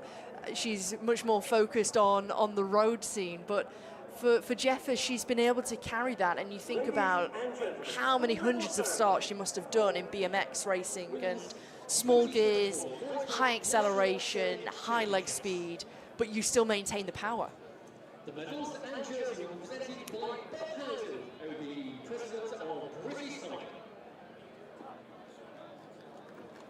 Our jersey presentation, stay with us. What a great way to kick off our coverage. I hope you enjoyed that as much as we did. Stay tuned for the elite men's race here at the 2024 Lloyds Bank National Road Championships. Isabel Darville of Dalchini O'Shea takes the bronze medal. That's a great result for that team. Brilliant for Isabel Darville too, because she has been chipping away year after year, and she's had some good results on the continent, great in Kermesse racing. She's been always up there in national criteriums on the circuit series or in road races, and this, I think, is a great breakthrough for her. Ailey Shaw takes the silver medal. Great ride by Ailey Shaw. Just missed out there, but if you're going to miss out, you miss out to one of the you've got to say, the biggest emerging talents through the world of cycling at the moment. Emma Jeffers quietly coming through this Liverlula Jayco team, takes that elite road criterium title and adds her name to a real sort of historic roll call of honour. She does. It's brilliant when you take a look down at the riders who've won this title in the past. Lizzie Deignan has won the race before, Hannah Barnes on a couple of occasions, Lucy Garner, now Lucy van der Haar has won it too. Jo Tinley's won it back in the past. But I have to say, Ailey Shaw, she should be very, very proud of the way she raced tonight, and I thought throughout she was a real protagonist. Definitely. So Liverlula Jayco with Emma Jeffers, the Alba development team with Ailey Shaw, and Dalchini O'Shea with Isabel Darville. That is a great performance for the Dalchini O'Shea rider to take the bronze. Ailey Shaw taking that silver. Emma Jeffers is your champion. That's it. It's like follow that, lads, isn't it, Hannah? That was a great first race here this evening. It certainly is, and it's always an entertaining race. It's always a thrilling race, and particularly on a circuit like this where it was so open and it lent itself to many different riders having an opportunity to win. So riders want to try and risk something in order to win. And so we saw that on so many occasions tonight, and I think because the circuit was fast and flowing and it didn't have perhaps a huge climb in it like we've seen in the past, which sometimes nullifies the race, this was a lot more open. And even into the final half a lap, you still didn't know who was going to win. Yeah, I mean, you saw just how much everyone was just using the very slight rises on the course to get away. Ailey Shaw being the prime example. She did. And this is a great camera angle. Now it's a static. You can see the slight rise to the finish line. So you're on the paving stones, a slight rise onto the tarmac where it's quite fast, then a slight little downhill and another little rise to the finish line. So you've also got to time it right, and particularly the left-hand turn, the final left-hand turn into the run into the finish too, Marty. Yeah, it's a really flowing circuit. As you said right at the top of the show, a lot of riders saying it's the best national circuit, course circuit that we've had for many years. It is, and I think... And that's no disrespect to any of the others, not at all. This is... Not at all, because we've had some thrilling racing over the last few years, and there's been some brilliant courses, but I think many riders, having spoken to a few of them before tonight, they like the course because it's so open and it gives an opportunity to so many different types of riders that I think they're probably nervous, but I think looking forward to an exciting race. We're going to take a short break. We're going to be back at 8:10 for the elite men's race. Make sure you come back and join us for that. From Martin Godon and Hannah Walker, we'll see you in a little while. Bye for now. You rode away from the rest of the the entire field in the process, and Oliver took an incredible win on the sprint red car last year. Here's here to try and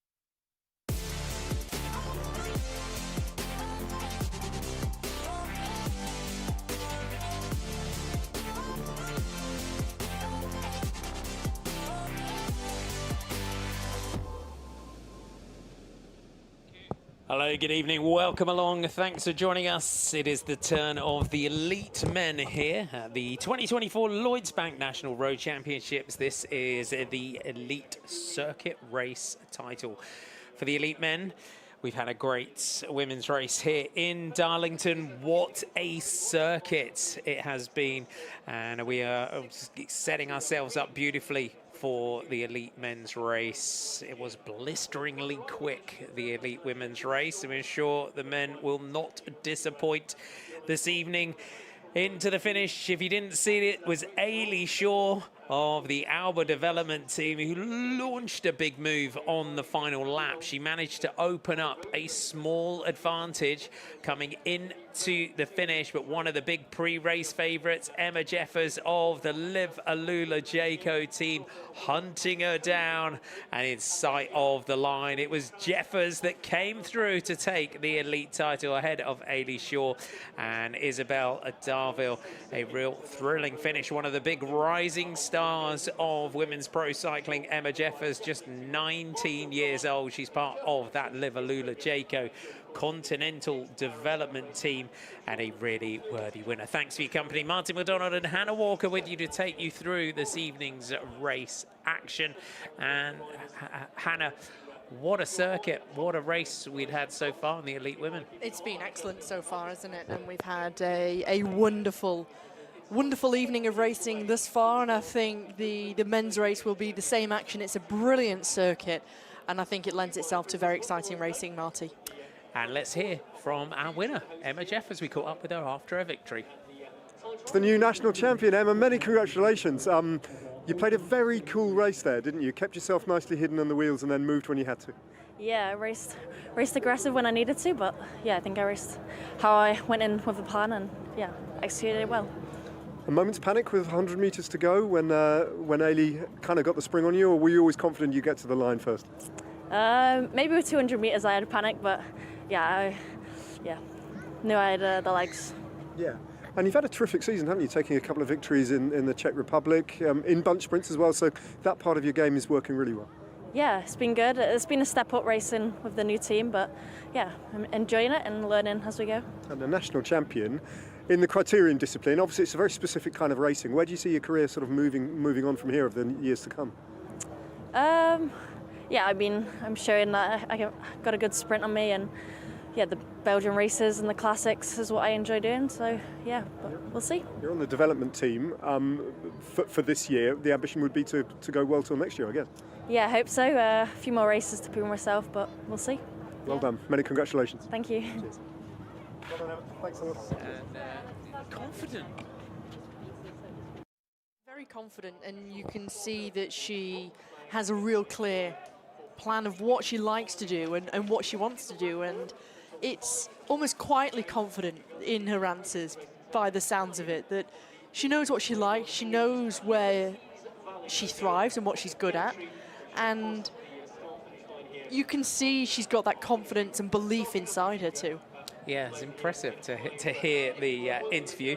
As we said, it's the turn of the elite men in 2023. It was Ollie Wood that took it from Matt Bostock, Tim Shawman, Harry Tanfield, Noah Hobbs, Max Rushby, Alec Briggs, David Hurd, Will Roberts and Hugh Buck-Jones. That was the top 10 last year. Ollie Wood, can he defend his title? The year before that, Matt Bostock in 2022, Ethan Hayter in 2021. Going back to 2019, Joey Walker taking the title, Matt Gibson. 2017, Tom Pidcock, Chris Lawless, Ian Bibby, Adam Blythe and Russ Downing, previous champions over the last decade or so. It's a real stacked field of who has won this national title and actually who's been on the podium too. And even when you look back into the 80s and 90s of who was victorious in the circuit race championships, there's some big names amongst them. Keith Lambert, Malcolm Elliott, Paul Sherwin, Tim Harris has won it in the past, Johnny Clay, who I just saw on the camera shot just by the finish line moments, or start-finish line moments ago. He won that race back in 1995, and as you look through the years, we just Rob saw Hales. James Taylor on the finish as well. He's a former champ. Rob Hales. It's it's a national title that so many have wanted to win over the years, and of course, only one can be lucky enough to wear the national stripes for the 1 year. We've got some big names in the field. We've got a big group here from St Piran. Alec Briggs, second from the right there, the big leader of Team Techers. And this year, I feel like he's had a lot of structure to his training, his plan, where he's wanted to peak and really target throughout a season. And he's just coming back from a trip from the USA, where he's been racing in criteriums over there with Joe Holt, Benji Tukner and Rob Scott, and so he comes with some good form. You can just see Rob Scott just behind him there on the left-hand side. And so for Alec Briggs, he's had a couple of podiums there. He can bring his confidence, and he's not short of confidence in himself, because his ability, bike handling skills-wise, and his tactics, he's second to none. But I think this year he's really made a big step up in terms of his physical ability. Definitely. I mean, I first saw him at the Rad race last, man and woman standing in Berlin. It was a race. Sadly, they pulled the go-kart venue down, but it was a fixed gear criterium on an indoor go-kart track, and you basically, as a fixed gear crit rider, you had to kick back on the track bike. You're an ex-trackie, and you're sliding through the corners, and his bike handling ability there, and he does a lot of videos as well on social media of him descending. As you've said, he's such a talent. But if we run through some of our other riders that we're watching out for, so Ollie Wood is here. We'll give St Piran the whole team. So Harry Birchill, Reese Britton, Hugh Buck-Jones, Tyler Hannay, Dylan Hicks, Finn Mason, Will Roberts, Harry Tanfield, Will Tilbull and Kieran McSherry were all on the start line. Ben Chilton from Team U Sharon Maritime is another rider that a lot of people have kind of been putting a little star by. So Jacob Bush, we've got from development team DSM Firmnet, Postanel. Especially with Groupama FDJ, who've brought 3 of their World Tour riders here in Lewis Askey, Matthew Walls and Sam Watson. They are a real strong trio, but also Ben Askey and Noah Hobbs. And Noah Hobbs is a real threat. Last year, he was in the top 10, finished 5th or 6th on the night. Oh no, 5th on the night, Noah Hobbs. But he's been up there in professional races in the sprints. I think back to the Arctic race of Norway last year, where he was second on a stage, and it was a real eye-opener for Noah Hobbs and what he's capable of. The riders just rolling up towards the line. Lloyds National Circuit Race Championship, the open category for 2024, 62 riders on the start line.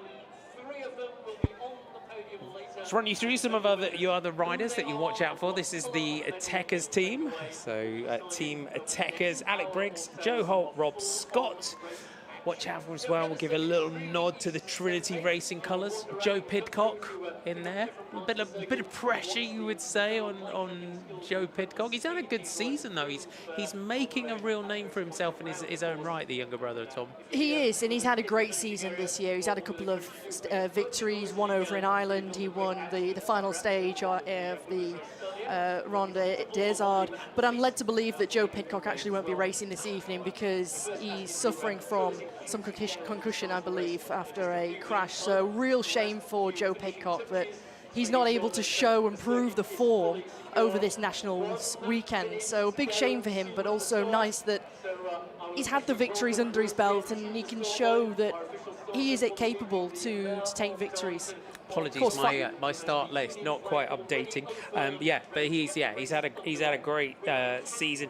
You're seeing the Groupama FDJ jerseys. We've got Lewis Askey, Matt Walls, and Sam Watson, who are from the World Tour team.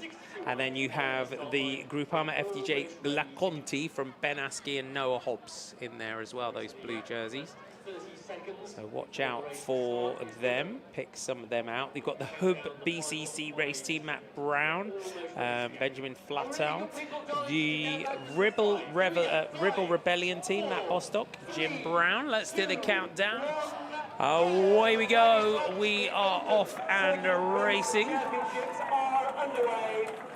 Here in the open category. The open national circuit race. So those Tekkers colours straight up towards the front. Rob Scott, a familiar rider in the criteriums, is Rob Scott. So leading out. 50 minutes plus 5 laps of racing on this 1.28 kilometre circuit. So fast and furious racing. There are, for anyone that wasn't with us for the Elite Women's race, Hannah, there are some little rises on the course, so it's not completely flat. It rises and falls here, which lends itself to some good attacking racing. And this is a great camera angle here to see this slight little rise. And across the course, it's a pretty straightforward course, really. You've got 7 corners, you've got 1 right-hand corner, you've got 1 corner which is after the finish line where we just saw that left-hand hairpin. But it's a fast-flowing circuit for the best part. You've got the false flat which takes you up to the finish line, that slightly downhill section that we just saw there. But it's going to be a fast lap here. And if you take a look around, we're already making the final left-hand turn, which leads us into the home straight and into the finish line. So I'll be interested to see and keep an eye on the lap times here, because this has already been an electric start. From a standing start, they're going to lap here at 2 minutes, under 2 minutes here. They are indeed, those St. Piran jerseys coming through towards the front, as well as those in Groupama FDJ blue jerseys, those familiar jerseys that are up there. And you're seeing already on the opening lap just how much these riders will use every last millimetre of this circuit. So Will Roberts from St. Piran coming through, leading out, led through the line.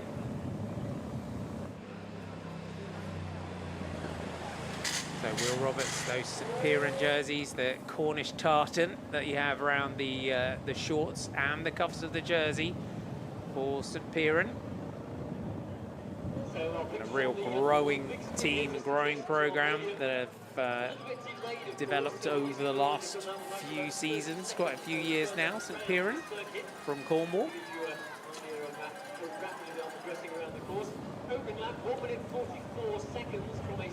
They come with several options too within St. Piran. Of course, they've got the defending champion in Ollie Wood, but also with Rhys Britton, who is an excellent rider in criteriums and on the track. Also, I've been really impressed with Hugh Buck-Jones over this season. Harry Tanfield, of course, last year just missing out on a medal, finishing 4th place, but he's a real strong, powerful rider. That first lap, 1 minute 44 seconds. So that's it's going to be a quick one this evening. So we're starting to get those moves. Everyone just shuffling around for position. So going through the line, and this bunch so stretched out here. So you've got to keep yourself up towards the front if you can. But look, the riders are already going into this top left-hand hairpin, and riders are still coming through the finish line. And so you think about all of the distance that you've got to try and make up on this circuit, and how much energy you have to use and expend to be able to move up and position yourself better. And for those riders who cleverly, after you've done your warm-up, get to the front row as quickly as possible to be able to line up on the front row at the start of the race and make sure you give yourself that room up towards the front. You're not having to battle and chase for positions when you start right at the back of the group. When you've got 70 riders, it's incredibly hard to pick your way through. Some do it better than others, but it certainly works to your favor if you can try and have a good start and keep within the top 10, maximum top 15 positions here on this race. We had Noah Hobbs and Will Truelove just on the attack. And the Groupama FDJ jerseys very active at the front. As one comes back, the next one goes. So big attack, as you can see The road just rising. Will Roberts giving chase, so these early moves. They got some strength in numbers, Groupama FDJ. They do, and I think they come with the strength as Sam Watson goes through, Will Roberts in the chase. But it's not just the 3 World Tour riders that they've got here, but they've got 2 incredibly talented young riders in Ben Askey, the younger brother of Lewis Askey, and Noah Hobbs too. And Noah Hobbs is fast, as I mentioned before. So they've got the options, they've got cards to play. Will Roberts sensing the danger of Sam Watson because he's a young rider. He's sensed the danger of how strong Watson can be on this circuit. Will Roberts himself, a bronze medalist in the points race at the Commonwealth Games. He's a winner of one of the Tour Series rounds in Sunderland a few years back. So you can hear the rattle, the shifting, rattling in the shifting of the gears. Just moving up towards the front. So Noah Hobbs and Lewis Askey, all the Groupama FDJ teams. Sam Watson just off the front. You got those wheelbase colours just off the front. Tim Shawman from Wheelbase up towards the front.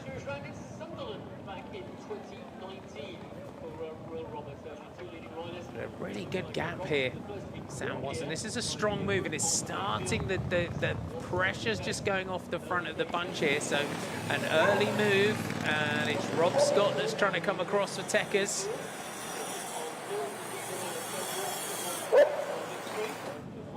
Then it's Lewis Askey just on the front of the group. And also Daniel Barnes of Spectre Racing just right on to that chasing group that's trying to come across. And Sam Watson just assessing the situation of what's going on behind. So you can see the colours of Spectre Racing on the front there, that greenish jersey with the orange sleeves, just patrolling, but it's given an opportunity as there's a little lull for several riders of the Wheelbase Cabtech Castelli team to start to move up. And they're another team, we haven't spoken at too much depth or as of yet of that team, but Tom Armstrong is up towards the front, and he's been around for so many years. He's incredibly experienced.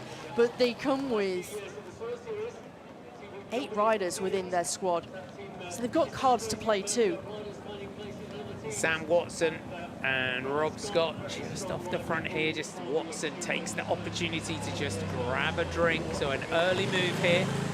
Just about 8 minutes of racing here in the open category race this evening. This 1.28 kilometre circuit around Darlington. And it is lending itself to some attacking racing here. They're starting to build an advantage. Other teams need to try and get around Groupama FDJ here in the blue jerseys, because they can't let them dictate what's going on behind in this main part of the peloton. And so you've got Wheelbase Cabtech Castelli in those fluorescent jerseys who sense the danger, sensed what Groupama FDJ are doing here in trying to disrupt any chase behind. And other teams need to try and get round Askey and Hobbs to try and almost get them out of the way and start to form a chase, because at one point, if Rob Scott and Sam Watson gain such an advantage, it'll be incredibly difficult to bring them back. Just behind there, just coming into the left-hand corner, into the finishing straight, one of the riders from Groupama FDJ is attacked and is trying to come across, and this is Askey, the man from Cannock Chase, who's head down, trying to bridge. So Sam Watson leads through. Lewis Askey chasing behind. Then Jim Brown of Rebel Rebellion. James Hartley coming through. So Jim Brown from the Rebel Rebellion team. Askey trying to come across. Jim Brown, another pre-race favourite, you would say, Jim Brown. In those light blue colours in the background, we'll just see him start to come in. This will be a real dangerous trio off the front if Askey hooks up with Watson and Scott.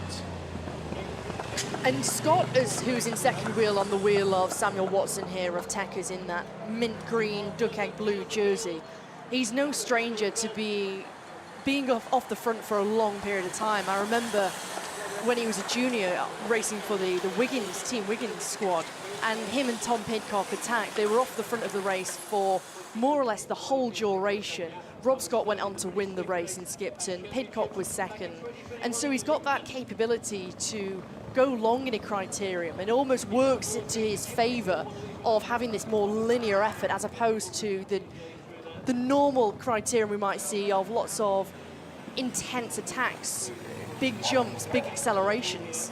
It shows the pressure here that Watson and Scott are putting in, because how long it's taking Lewis Askey to close the gap and get onto them.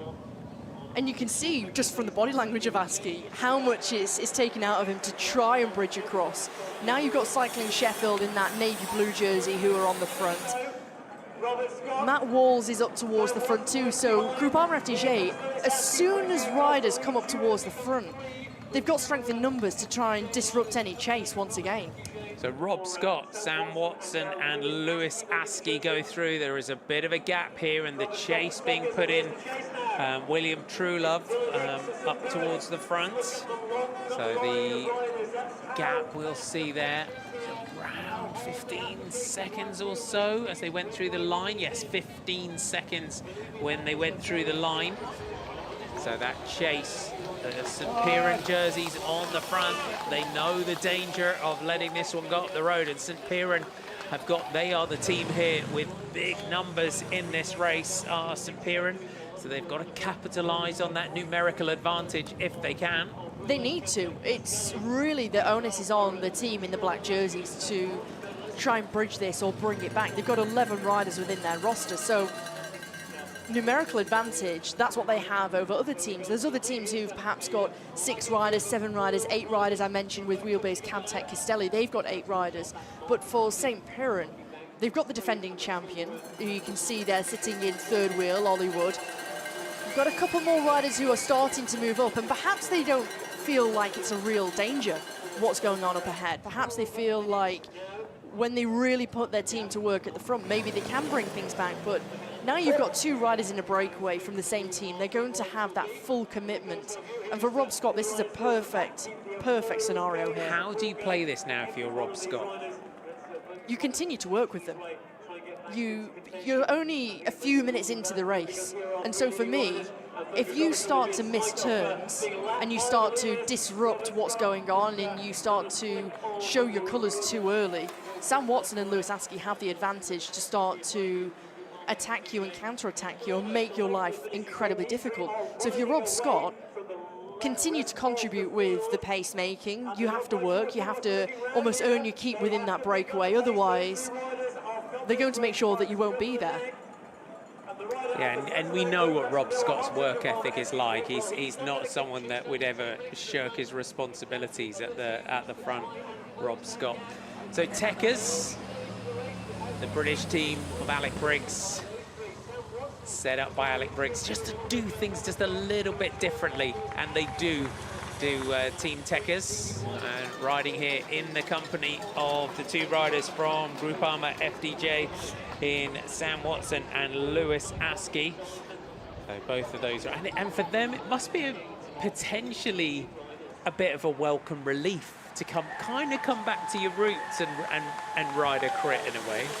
I think so, and I think for many riders, particularly those who are perhaps racing in World Tour teams, and I know Lewis Askey does this on many occasions. Only last week he was racing his local round of the mountain bike. I know during the winter he does a lot of the local cyclocross leagues or national trophies. And so I think for many riders, particularly those who base themselves abroad and they're racing on the continental circuit in World Tour races throughout the season, the summer season, it's nice for them when they come back here, they have that home support, particularly in a national championship like this, when you've got an opportunity to win a national jersey. It's incredibly special, Marty. It is indeed, and you can see the St. Piran team calling each other up towards the front here, because the teammates of Watson and Askey have just parked the bus on the front of the bunch here, and everyone's looking around. No one wants to take up this chase. And you look at Lewis Askey, and he's in here. He's just finished the Giro as well, so he's got a Grand Tour in the legs. There's such a difference, isn't there? And as you see, St. Piran here wanting to try and get their riders up towards the front, but also to try and entice other teams to say, hey, we've only done 14 minutes, coming up to 15 minutes of racing here. We need to try and do something. We can't just let these 3 riders ride away at almost such ease and get such an advantage. We still need to continue to race. It's still all to play for, but they need resources up towards the front of the peloton, and they need full commitment. You can't be having one rider doing a turn for one lap and then sits up and no one else comes through to give a turn. It's got to be a constant, consistent effort if they want to bring these three back. 24 seconds we're being told now. And if you look at the lap, if we're lapping at 1:44 and we're lapping at that the sort of speed that we're lapping here, if you get 30 seconds, you get 45 seconds, then, and you can see already here, they're completely out of sight on a lot of the course. And they've got to, this is your gold, silver and bronze medals. So within this group now, if there was 4 here, it'd be different. But now, if this group, they know they're getting a medal, whatever color that medal is, they've got one. So it's a perfect scenario for Rob Scott, for Tekkers, for the little British team up against 2 World Tour riders here. As we said, we know the sort of work ethic of Rob Scott. He's won, he won a whole host of Kermesses in Belgium last year. We know him from the Tour Series in the past as well, as you mentioned with Team Wiggins, Lancaster Grand Prix, those sort of victories. He's probably I would call an underestimated talent, Rob Scott. So for him to take, and Tekkers to be in a position to win this title ahead of Groupama FDJ, that's a mic drop moment for Tekkers. It's huge, and it's also huge for Rob Scott. Like you say, Marty, I think for Lewis Askey and Samuel Watson, they'll know the strength of Rob Scott. They've grown up with him. They'll know the strength and the talent of Rob Scott, the way he was racing with GB in the past, when he was racing with Team Wiggins. He was a real talent. And when I was speaking to a rider during the winter, actually, they were saying he was one of the most talented riders they'd ever seen in Rob Scott. And it's really nice to see him back at top-level racing, back in front of a national championships and contending for a title. And for Alec Briggs' Tekkers program, and as we said, Alec is the sort of the disruptor. He always wanted to do everything just a little bit differently, and it's he's got such a fresh approach to running the team. And you see a program like Tekkers growing over the years, and this sort of ride here is kind of cementing that program and saying, do you know what? It's good to do things differently sometimes. It is, and I think it's also good that it's given riders an opportunity to race again. Those who have raced for the GB Academy, Joe Holt, for example, and he's raced in so many different races. He's represented Wales at the Commonwealth Games. Joe Holt is just in the peloton with Alec Briggs. And so an opportunity for those riders to race abroad. They've been away over in the USA and they've raced various crits over there, very different types of crits, because this is 50 minutes plus 5 laps, whereas over in the US they were doing 2-hour criteriums. They were very, very hot. But if they've recovered well, the form should certainly be there. And you can just see there, it's Matt Bostock, who's on the front for the Ribble Rebellion in that splendid jersey, who's decided, right, enough's enough. He's another rider who's been racing away over in the USA. Alec Briggs is following him because he knows that Matt Bostock is a real threat, former champion of this discipline. And of course, he's been in good form over the last few weeks over in the US. 19 seconds is the gap, that Ribble Rebellion chase on the front. But this is such a measured, workmanlike group at the head of the race. If you are just joining us for the first time this evening, welcome aboard.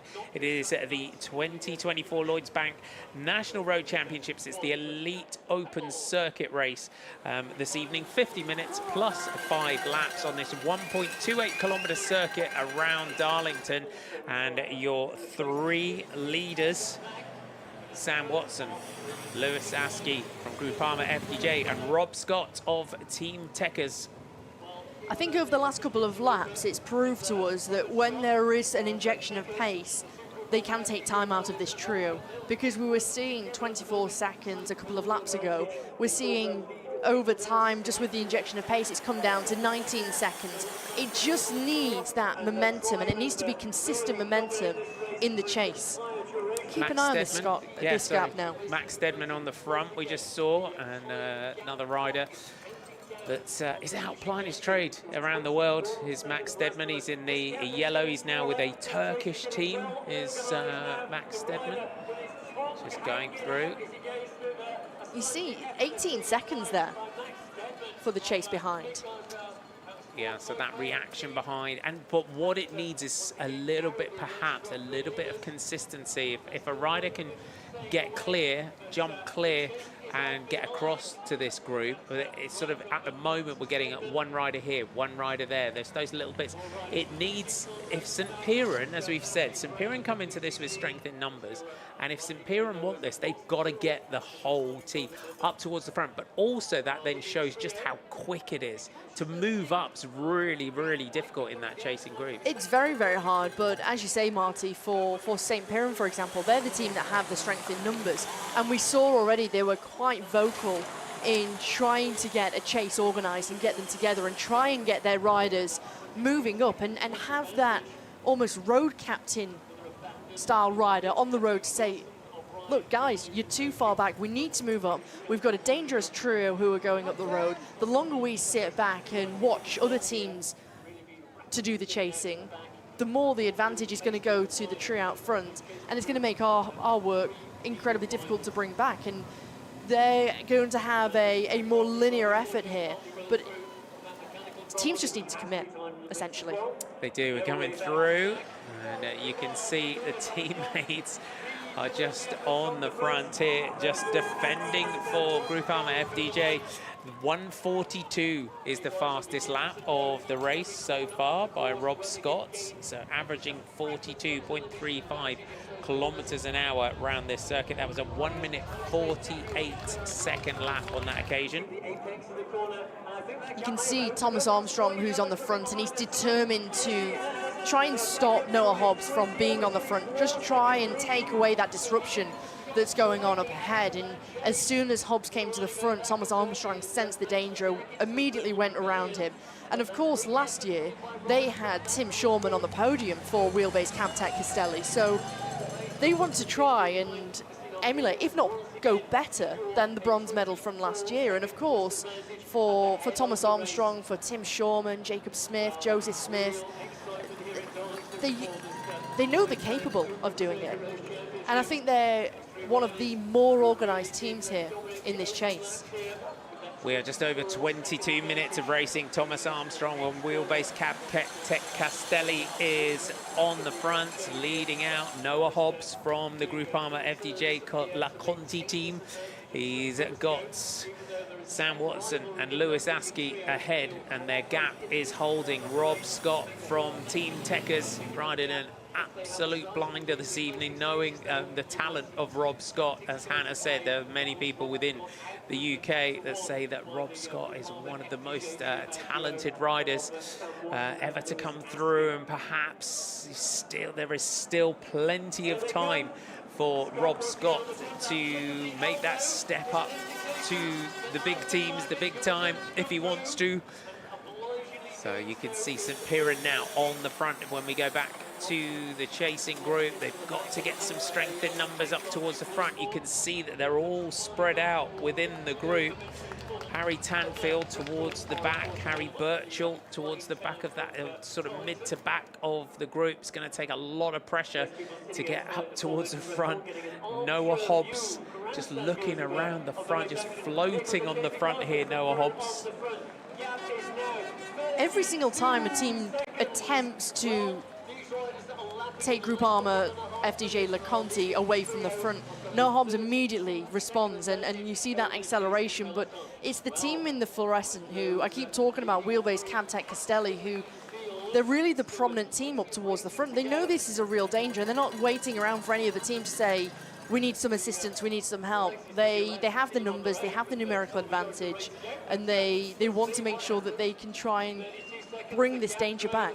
There is always that danger, though, isn't there, when in a criterium style racing, and it's so quick that sometimes, you know, riders are thinking, oh, I don't want to use all the power too early. And Aaron King is the tall rider that's driving it from Wheelbase Cabtech Castelli. But it's 50 minutes, it's an hour of racing, isn't it? You've just got to go all in from the gun. But also the way that the organisation within the bunch behind, it shows how important it is to start up towards the front in a field of this quality. And particularly that this breakaway went so early on in the race. And it just shows that if you were out of position early on in the race, you didn't even have a chance or an opportunity to react to the breakaways.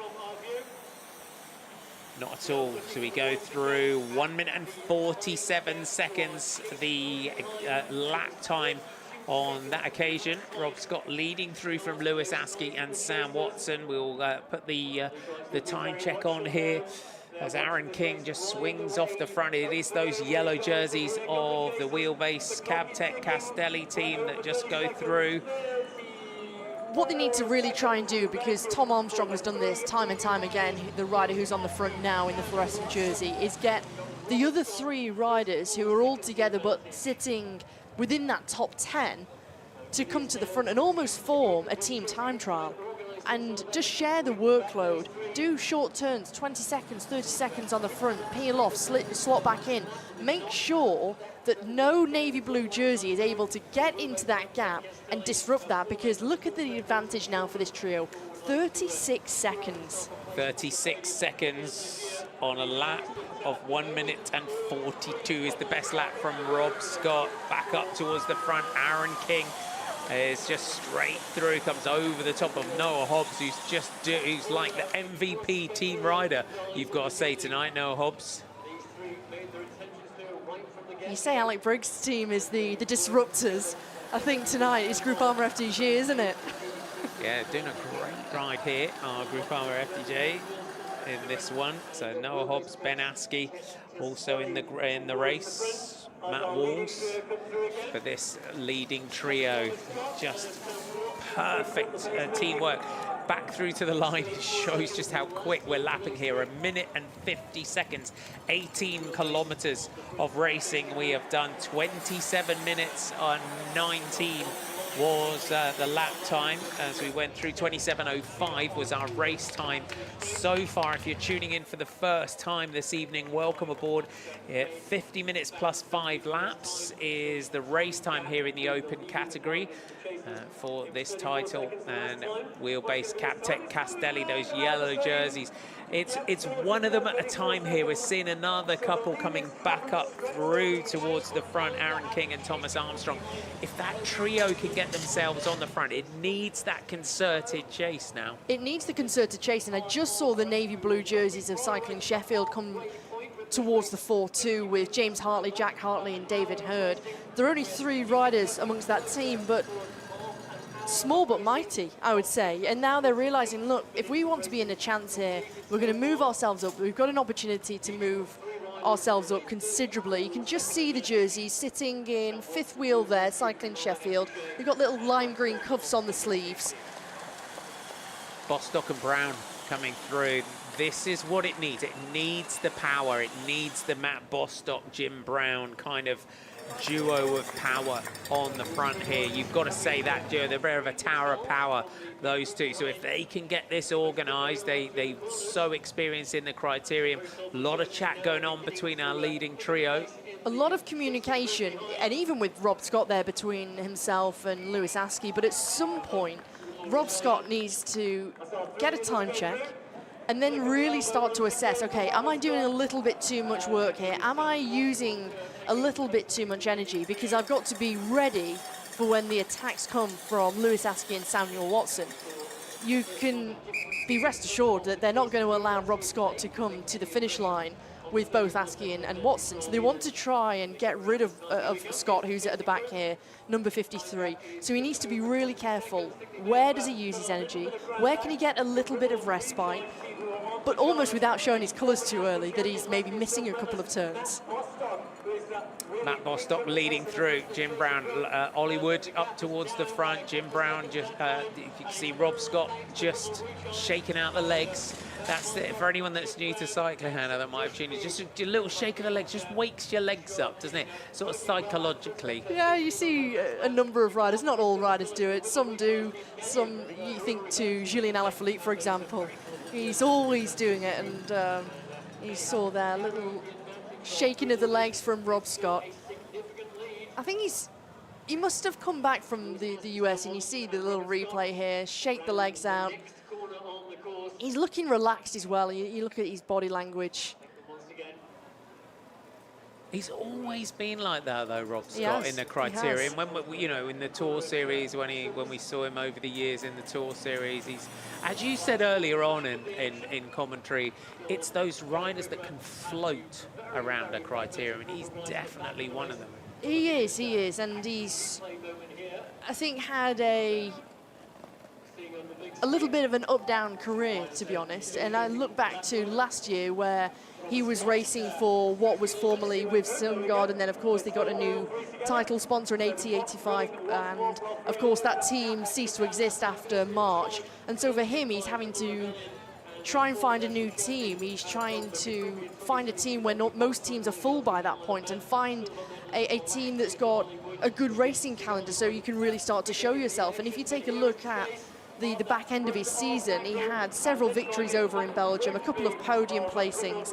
And when you factor in all of the stress that he must have gone through, but he's able to deal with that and still produce results, I think it shows a real excellent bike rider who's able to deal with that stress, but also still train through it, still prove that he's got the capabilities and talent to be able to perform. Definitely, and you can see just under that pressure how much that peloton behind is splitting, but 21 seconds is the gap from our leading trio of Lewis Askey, Sam Watson and Rob Scott. Jim Brown on the front, Noah Hobbs right on the wheel. Just sprinting out of that corner, you can see constantly on and off the gas in a Criterium. So Brown from Ribble Rebellion, Noah Hobbs just showing perfectly how you control a Criterium. Will Truelove from Thriva SRCT is the rider up there. It's quite like the Ribble Rebellion jersey, that one, isn't it? I love it. I love all of these jerseys that are so stand out, they're unique, aren't they? And trying to go with a different design. Big fan. But I'm a big fan of the traditional kit of Groupama FDG. Yeah, it's a great jersey. So just all looking around. Max Rusby, it is from Ribble Rebellion that's on the front. Max Rusby doing that job. That's something you've got to worry about as well a little bit in terms of the chat starting to go on amongst the two Groupama FDJ riders.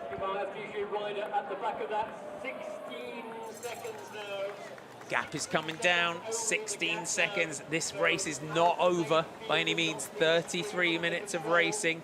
It is 50 minutes plus 5 laps. Bostock through towards the front. Truelove sat third wheel. There's the Ribble Rebellion jerseys. They've got some, they're also a team that come into this with strength in numbers, 4 riders. So Matt Bostock, Jim Brown, Fergus Robinson, and Max Rusby is the makeup of the Ribble Rebellion team. They know that they cannot let these medals ride away from them. They can't, and you can see the time gap that's been yo-yoing. So we saw before 34 seconds, it's down to 16 seconds, and it's just down to that consistency, and it's showing that this race isn't over. Even though maybe 10 minutes ago we thought, okay, well, that's our medals, it's all sewn up, it's just a case of who's going to take gold, silver and bronze here. Ribble Rebellion are bringing this back, and just by the pace that's being set on the front from Bostock, he's taken another 6-7 seconds, and if over the next couple of laps they can continue to do that, they bring themselves back into the race. It opens the race wide open, and this trio, they can't become complacent here. They need to make sure that their sports directors and the mechanics in the pits are giving them a time check, crucially, because they'll need to know what's going on up ahead, the fact that there's been some injection. And that's one of the first times that we've seen the peloton in the background whilst the trio up the front have crossed the finish line. Yeah, and that's one of the first times we're starting to see the leaders look back over the shoulder. They were confident that the gap was growing, and for them, they perhaps need a bit more pace if they can. Those St. Piran jerseys come through towards the front. It's Ollie Wood. Just coming into our picture, Ollie Wood up there.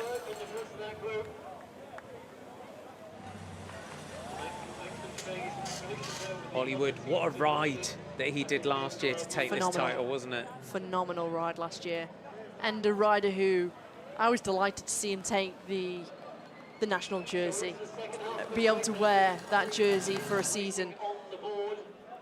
Now they start to look around. So this was the moment where Ollie Wood came, and look, Bostock's getting annoyed the fact that nobody is taking the incentive to get around Noah Hobbs and make sure that Groupama FDG LeConte can't keep disrupting what's going on, because they've got 22 there. That's Matt Walls in the blue jersey, the Olympic Omnium champion, who's sitting in third wheel. Noah Hobbs just in front of him. And for Bostock, you can understand why he's starting to get a little bit frustrated, because they're just starting to make inroads to this trio. But no other team, no other rival is there to be able to help out and counter his performance here. And again, nobody is taking those two out the front. They still sit second and third. So when Ollie Wood pulls off, the gap goes to the advantage goes to the trio out front. But also, this is perhaps, and Ollie Wood for St. Piran isn't the rider that you want on the front doing the chase, because Ollie Wood is a potential winner. Matt Bostock comes through to the front, so it's a very sort of staccato chase at the moment. It's not consistent. Cagey. It's cagey, isn't it? Because everybody, they also want to keep something back for if it does come all back together for either another attack or into a finish. And so it becomes very tactical of how much do you do. Well, you don't want to give away too much. You don't want to close this gap and give an opportunity to another team to benefit from. And they capitalise and you end up with nothing. But equally, at the moment, all podium positions are gone, and several riders just finding this pace far too much, already been dropped from the peloton behind, and it's night done. It is the chase is on at the front. Max Rushby in here for the Ribble Rebellion team is doing a great chase. Dylan Hicks from St. Piran moves up to third. Noah Hobbs is riding third wheel. William Truelove is right there, and then just behind him is Toby Barnes from Spectra Racing. We're in this kind of holding pattern at the moment. You can see our three leaders just keeping that pace consistent as we get in towards the point, 50 minutes plus 5 laps. When we start to see that 5 laps to go, Rob Scott's got to be very mindful that Askey and Watson are going to start 1-2ing him potentially in this one. And he has to be careful and very attentive as to when and where that move comes from. And that's why I was saying before, he really needs to start to think at this moment in time. He's got 12 minutes to go until he'll see the 5 laps to go board. And so he now really needs to start to think, okay, am I doing too much work here? Where can I save? Where can I get a little bit of respite? I'm the rider who's outnumbered, so can I try and force them to do a little bit more work? And can I try and keep my powder dry for as long as possible? But knowing Watson and Askey, they're true racers. They'll want to make sure that he's either pulling his weight, and if not, they'll start to counter-attack him so that he's not in with a chance of the victory at all. We've got Jim Brown on the front for Ribble Rebellion. Dylan Hicks from St. Piran right behind him. 17 seconds they've brought the gap back to.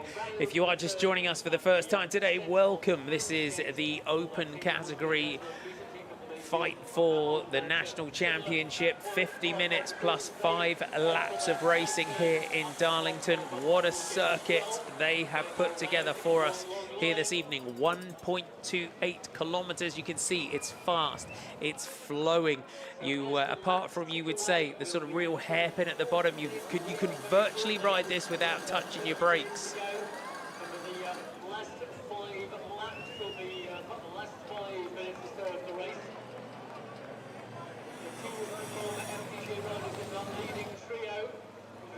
Scott, Askey and Watson at the front. There's a lot of chat going on between the two Groupama FDJ riders, because the other thing you've got to think of here is the World Tour riders are up against this little British team. They're like the punk rockers of racing, and they do not want to lose out to attackers in this one. They don't, and also for Groupama FDJ, of course they want, when they come to home soil, having ridden in the Giro d'Italia or the Tour de Suisse, they want to come home and be in with a chance of winning a national title and winning a national jersey. But for Techers, you might look at the jersey and think, okay, well, they're only a club team, so this is going to be an easy victory. It's going to be a nailed on, but it's far from it. You can't underestimate so many of these riders here within this peloton, because, or the field as a whole, because there's so much talent, there's so much depth, and I think that's the beauty of British criterium racing, is there's always been such strength and depth. And you can see the pace is definitely going up now at the front. They've got to add an injection of pace. It's behind Thomas Armstrong of the wheelbase Cabtech Castelli team that is on the front. Rob Scott is starting to think about this one. You can see that he's starting to be mindful of this one. Walls sat second wheel there. Matt Walls from Groupama FDJ, he's managing this move now for his two teammates that are up the road. 41 minutes, so we're inside the final sort of 10 minutes before we'll see that lap board with 5 laps to go. Is it going to be the gold, silver and bronze medals to our 3 leaders, Lewis Askey and Sam Watson of Groupama FDJ, Rob Scott from Techers. On them you can see as we go back, True Love, Bostock, all up towards the front with Thomas Armstrong. We go through the line, you can just see that the bunch are starting to appear in the windows in the background. The Groupama FDJ riders looking back over the shoulder. Askey takes a big look back this time. In this situation though, Hannah, it's almost, we've had this sort of holding pattern as Bostock now comes through towards the front. It's that who blinks first against breakaway to peloton here. It is, and maybe at one point, and if it does happen, the trio start to look at each other, but I very much doubt it, because you've got 2 riders from the same team, so it's in their interest, and they've got the stronger upper hand to keep things rolling. Bostock has said, okay, I've had enough here, I want to get myself back to the front. We've already come close enough in bringing it to 16 seconds. It's been holding at 16 seconds, and you've got roughly 18 minutes of racing remaining. And he's saying, look, we need to try and put ourselves towards the front. You can see the man from the Isle of Man here on the front in that Ribble kit. If he can try and get a couple more of his teammates in Brown, who's been animated up towards the front, and Rushby, and you have the 3 of you sharing the workload, it definitely plays into your advantage. But at the moment, all we've had, really, from any different team, is just one rider, one rider, one rider. And Matt Bostock, former champion as well, and we know what he is like historically as a criterium rider. Bostock, the frustration is evident, the frustration is understandable. I think Bostock, as if they can hold this at 15 seconds, Matt Bostock potentially has got to just drop back, then hit it hard and try and get clear. I think if you can bring the gap to something that's bridgeable, then he might think about dropping back, gaining some speed and momentum, and then trying to jump the gap and say, okay, well, I've had enough of riding the peloton. Everyone's following. You can see from his body language he's starting to get a little frustrated, and he's wanting a little bit of help. You can see he's continuing to pedal. He's looking where his teammates are. They're sitting just outside the top 15. So the best lap of the race so far, the fastest lap, 1:42. It's still 15 seconds. Bostock, Hobbs, True Love, Barnes on the, Daniel Barnes is up there, the rider wearing 45, 3rd in line for Spectra Racing. Daniel Barnes back to our leading trio, all coming up on 45 minutes of racing. So we're starting to get in here, Hannah, and go back to the bunch, and Bostock's getting frustrated again as Rushby comes through. Ribble Rebellion starting to got to put some numbers on the front here. Still in that group, number 9 for St Piran, Harry Tanfield is a strong role. We haven't seen Tanfield so far this evening. We haven't. We'll have to try and keep an eye out, but of course all we get to see the fast shots coming through at the head of the peloton. Maybe he's holding something back. Perhaps he's also saving himself for, as you see here, this is not the first time we've seen this from Bostock. You don't want to be on the receiving end of a Matt Bostock tongue lashing, though, do you, in a race? You certainly don't. You certainly don't. But now he's got reinforcements from his teammates, and there, the gap is definitely coming down now. So I wouldn't be surprised if we see the next time check at around 12 seconds here. But I said it before, I'll say it again. For Rob Scott, he really needs to be careful here that he's not doing too much work, and that the fact that he can let Group Armour FDG do a lot more up towards the front. So Rushby, Walls, Bostock, Hobbs, Truelove, your order across the line. But what Rob Scott will be mindful of here as well, if he starts sitting back too early, this is going to come back to 10 seconds. This is going to come under 10 seconds. Then this group will start to jump the gap. But the beauty that Rob Scott has got, and very much because he's a part of a team, and here goes Lewis Askey, Samuel Watson up towards the front. So the first of the attacks going in here. Watson attacks Rob Scott. As we've said throughout this one, he will have to be careful that the 2 Group Armour FDJ riders don't start to 1-2 him. And they've been chatting, plotting for the last laps, you would say, and now they're starting to make the moves. I was going to say, the beauty that Rob Scott has got is the fact that his teammate Alec Briggs is starting to move up finally. So he's now sitting within that top 10. He seems to have got through perhaps a little bit of a rough patch within the race. And if it does all come back together, as now the 1-2s, oh, Rob Scott's got to be careful here. Askey attacks. Rob Scott managed to soak up the first one. Oh, Lewis Askey now goes on the attack. Askey makes his bid for glory. He's a couple of laps away from seeing that. 5 laps to go. Group Armour FDJ have decided that they're just going to gamble all in on the title here. Never mind the silver and bronze medals. Scott looks back over the shoulder. Askey launches himself into that hairpin. Big move, and Watson, will Watson try and jump Rob Scott here, or are they just going to be content? I think at the moment, be content, perhaps try not to get caught from the peloton behind, but give it a couple more laps. And you know, for Rob Scott, he needs to make a decision, and he needs to make a decision fast. This was the moment that Askey was making the attack on the right-hand side. Almost came a cropper with his teammate Samuel Watson there. Cyclocross skills coming in handy. Rubbing his knuckles on the barrier.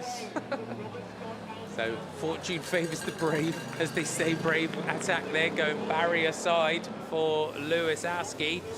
So good move from the Group Armour FDJ rider. This is some of our groups a little bit further down in proceedings. So in there, got another one of our Techers colours. Yeah, Joe Holt in that group, Will Roberts in the group too. So a shame for both of those riders, because they showed good promise earlier on in the race, but you know, also shows if you do too much too soon, how you can blow your engine up. You've got to feel, though, for Rob Scott in this situation, haven't you? Because he's in the perfect position, and he's been in the perfect position throughout this one to challenge for that title and take a medal. And now Watson's risking everything here in just leaving him on the front. But Askey's got a decent gap now. If they want silver and bronze, he could start now working with Rob Scott just to hold off that group behind. Perhaps, but Watson wants to get rid of Scott. You can see there that he believes that as the peloton is coming closer and the gap's coming down, Watson's saying, okay, well, I'm going to try and jump you. I'm going to try and get away from Scott, and we're going to try and ride away and make sure that we go 1-2 here for Group Armour FDJ. But I said before, Marty, early on, it was probably fine that Rob Scott was riding with both Askey and Watson, just to make sure you have that cohesion, make sure that the gap is established. Once it got to 36 seconds, he really needed to start to think, okay, I need to save some energy. I need to anticipate what's to come in the next 20 minutes with the counterattacks and them trying to 1-2 him, and that's exactly what's happened. And he's not really been able to respond to the second one, which has been the crucial one, and now you can see the cohesion's gone. Sam Watson's obviously not going to help his teammates up the road. 25 seconds is the gap from Lewis Askey to the peloton, 13 seconds to the chasers, who look like they're going to be swept up pretty soon. Ollie Wood on the front for St Piran. And Rob Scott has got Alec Briggs in that group behind. Ollie Wood closing the gap, and second wheel there, Alec Briggs right on time, knowing that this is all coming back together. So Tekka CC, you're going to have another rider right in the mix there, and I think for now, as Lewis Askey comes to the line, you'll see 5 laps to go. Rob Scott needs to commit himself to Alec Briggs now and try to protect him and lead him out the best as possible. 5 laps to go for Lewis Askey of Groupama FDJ. What a rising talent, you would say, in the world of cycling. The two chasers, Sam Watson and Rob Scott, are still holding that gap over the chasers. But that charge will come with the hunt for the medals. So inside 5 laps to go. Is it going to be the national title to Lewis Askey of Groupama FDJ? They're still holding a decent advantage. They're just sitting looking around at each other at the moment. But it's going to be a matter of time before it comes below the 10-second marker. The peloton behind are right on them. Cycling Sheffield up towards the front once again. 18 seconds is the deficit for Watson and Scott. The peloton at 27 seconds. 9 seconds the deficit for the peloton to the two chasers. The junction's going to be made. Second wheel is Matthew Walls. Will Truelove is there. He's never been too far away from the front, Will Truelove, of 3 of SRCT. Yeah, and I think he could be a little bit of a dark horse. Yeah, he's a bit of an outsider there. This is a big moment as well for Lewis Askey, because this is he's headed at the moment towards that first elite national title. And it's huge for him. It's for him to be able to come back home, having completed the Giro d'Italia, to come home and be amongst a home crowd is incredibly special. And for him to go on and if it all goes to plan, if he doesn't have any problems, mechanicals in the next 4 laps, because of course there's no laps out in criterium racing, so there's no opportunity for a lap out to rejoin the front of a race. It's incredibly special. It's very prestigious to have that national jersey for a year. And Groupama FDJ, it doesn't matter if it's the criterium, it doesn't matter if it's the road race, or whatever, they will celebrate this moment. And the silver and bronze medals are now up for grabs. Rob Scott and Sam Watson have been swept up by that group behind. I tell you what, they've got a good opportunity and a strong possibility, Groupama FDJ, to take gold, silver and bronze, because Matthew Walls is incredibly fast, he's incredibly punchy, he's got a great turn of speed on him. Noah Hobbs, we've seen that in the Arctic race of Norway last year, where he finished second on the opening stage, came so close to victory, and I think took everybody by surprise of what he's capable of. So a strong possibility could be gold, silver and bronze going to the French squad. Yeah, it could. William Truelove up towards the front. Here comes Noah Hobbs through on the inside. You can feel how much speed they're carrying on this one.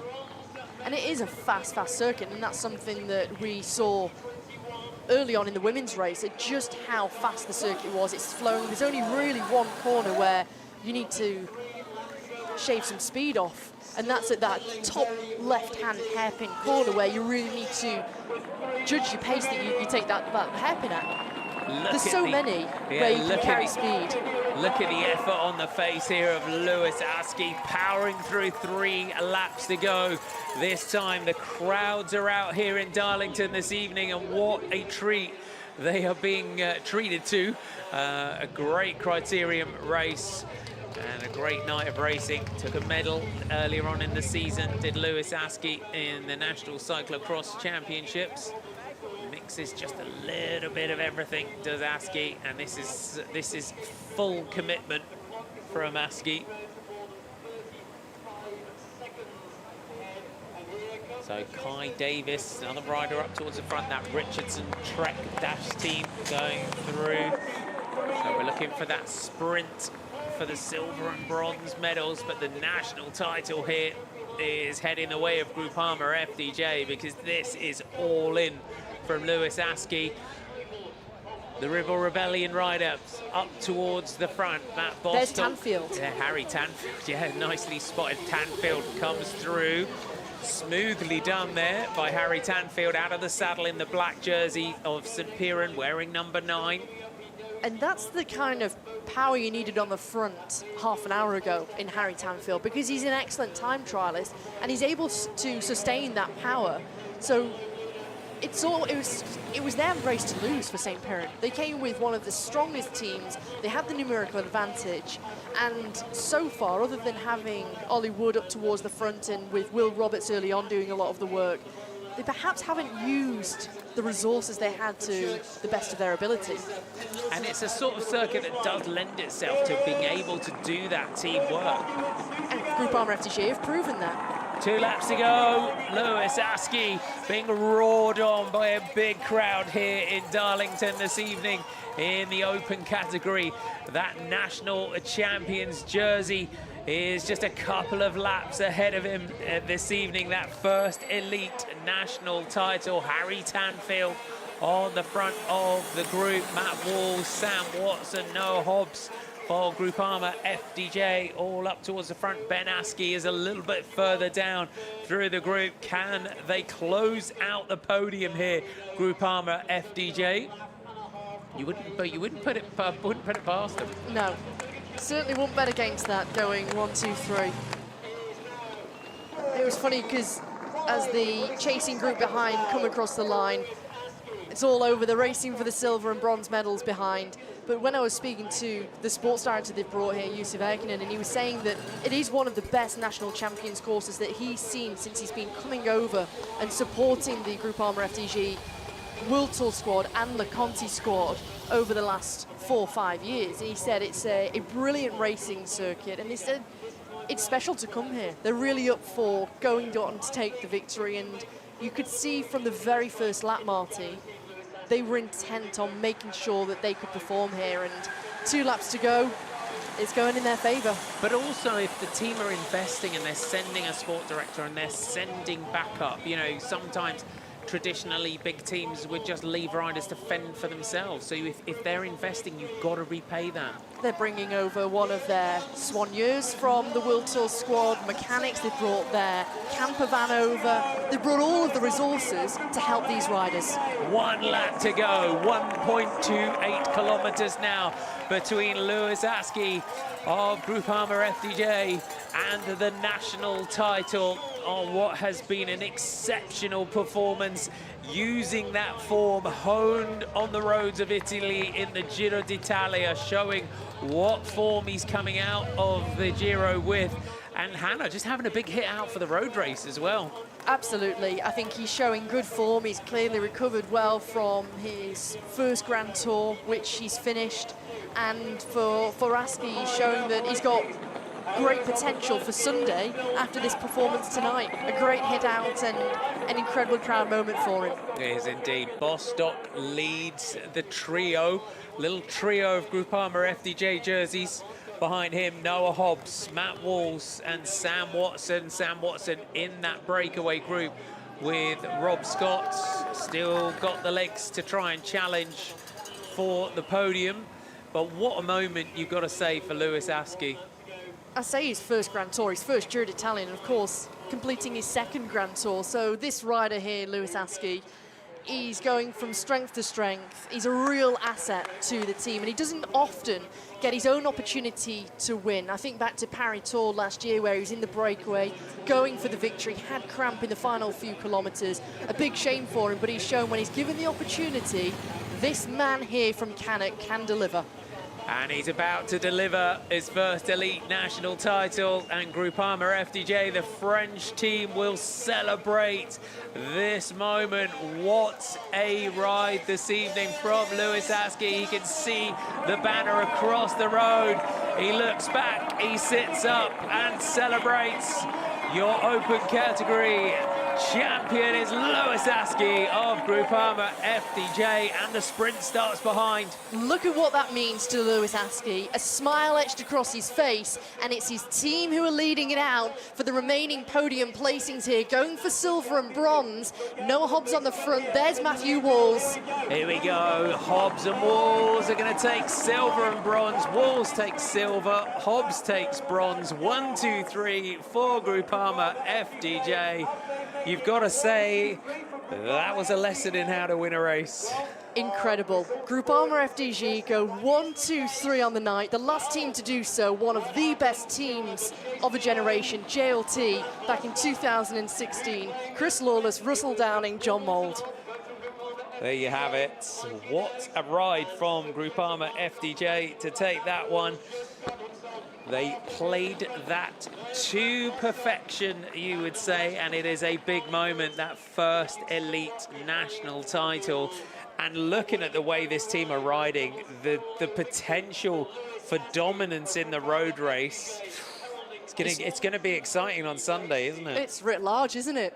But he'll have a moment to enjoy this. Yeah, they have to take some time to enjoy this one, and you can see just how much it means to Louis Askey, even coming into the final couple of 100 meters, the smile on his face. Look at this, he was able to soak up this moment. Look at the crowds as well. It's not just Askey who is enjoying this one, but the fans that have gathered here, a fantastic Friday night in Darlington to support top-level racing. And look how deep the crowds go too. We're about 10 deep here at the finish. Incredible, incredible. I mean, called it early on, they could go 1, 2, 3, and look at that. Askey from Walls from Hobbs. There's your gold, silver and bronze medalists. It is a title for Louis Askey ahead of Matt Walls and Noah Hobbs. And we are starting and finishing here outside Darlington Old Town Hall and the Market Hall, interestingly, and you can see them just down here at the finish. Matt Walls just out sprinting Noah Hobbs. So some strong finishing. You've got to say as well, hats off to the wheelbase Cabtech Castelli team, that they did, they did everything, and Ribble Rebellion, they did do everything that they could to try and bring this one back. They did everything, and I think they have to be proud of how they rode tonight, the fact that they committed. Perhaps they could have joined forces at one point to almost gain in strength. Because at one point, when the gap was at 16 seconds, it was still all to play for the national title. And so when you saw the lack of consistency in the chase behind, that's where the fault was. The fact that you just had one rider and the gap would come down immediately. Then they'd look behind and then there would be no consistent, concerted chase. But the pace was absolutely relentless from the start, wasn't it? And it meant that the big teams, the big numbers like St Piran, and it sometimes can be quite cumbersome to get the whole team up towards the front to chase, but it shows it was just on, it just didn't let up at all. It's intense, it's relentless, it's high intensity, very, very little time, particularly if you're badly positioned, very little time for any respite or rest, just to try and regather yourself. You constantly feel like you're on the back foot. And so when you do finally get towards the front, you're just taking a moment to take a breather. Your top 10 looks like this here in the National Circuit Championships. Louis Askey takes it from teammates Matthew Walls and Noah Hobbs. Tim Shawman, Jim Brown, Samuel Watson, Alec Briggs, Rhys Britton, William Truelove and Ben Chilton are your top 10. So picking out a few riders. Alec Briggs taking a top 10 there. He's going to be happy with that one. William Truelove, top 10 there. He floated around the front of that group. He rode a very sensible race this evening. He did, and he was always up towards the front. And I think for a rider who, he only had 2 teammates here in Scott Redding, former Superbikes rider, Jake Jackson, and then William Truelove. You know, I think they can be happy with that. They can indeed. One legend to another. Absolutely. With Ned Bolting there. Absolutely. You can see old Ned there, just down to a Great to see him. And Lewis Askey taking that victory. And it is a big moment, isn't it, as a rider to take an elite national championship. It is. It's huge. And you get to wear these stripes for a whole season in criterium racing. Now for Lewis Askey, predominantly he's going to be on the road, so maybe not too many opportunities to be able to show the colours off, but it's still so prestigious for riders to win. And as I mentioned at the top of the broadcast, there's so many big names that have won this title over the years. You've had Dean Downing, who's won, you've had Rob Hales, you've had Ed Clancy, you've had Tom Pidcock, who won in Sheffield in 2017. He was still a junior back then. And when you take a look even further back, you've had Keith Lambert, Paul Sherwin, Johnny Clay. Chris Walker's won on 2 occasions. His son won 20 years later, Joey Walker. So it's incredible to see the list of riders who have won this, or even been on the podium, actually. Yeah, I mean, when you look at criterium racing in Great Britain, and you talk about Keith Lambert and Malcolm Elliott and Paul Sherwin and those, you know, I mean, I go back to the Kellogg series in the 80s. That's where I first got interested in cycling. And, you know, that was when, you know, we had very little racing on TV. You know, we had the Tour de France and we saw that. And I remember, you know, when I first got into cycling, it was Alan Piper, Phil Anderson, coming over and racing in the Kellogg's Town Centre series, the City Centre series. Then we had the Prudential series, you know, with Johnny Clay and into Chris Walker, and they kind of spanned different eras. Malcolm Elliott, you know. So as you say, this is a very historic tradition, style of racing in the UK. It is, and it holds a lot of prestige.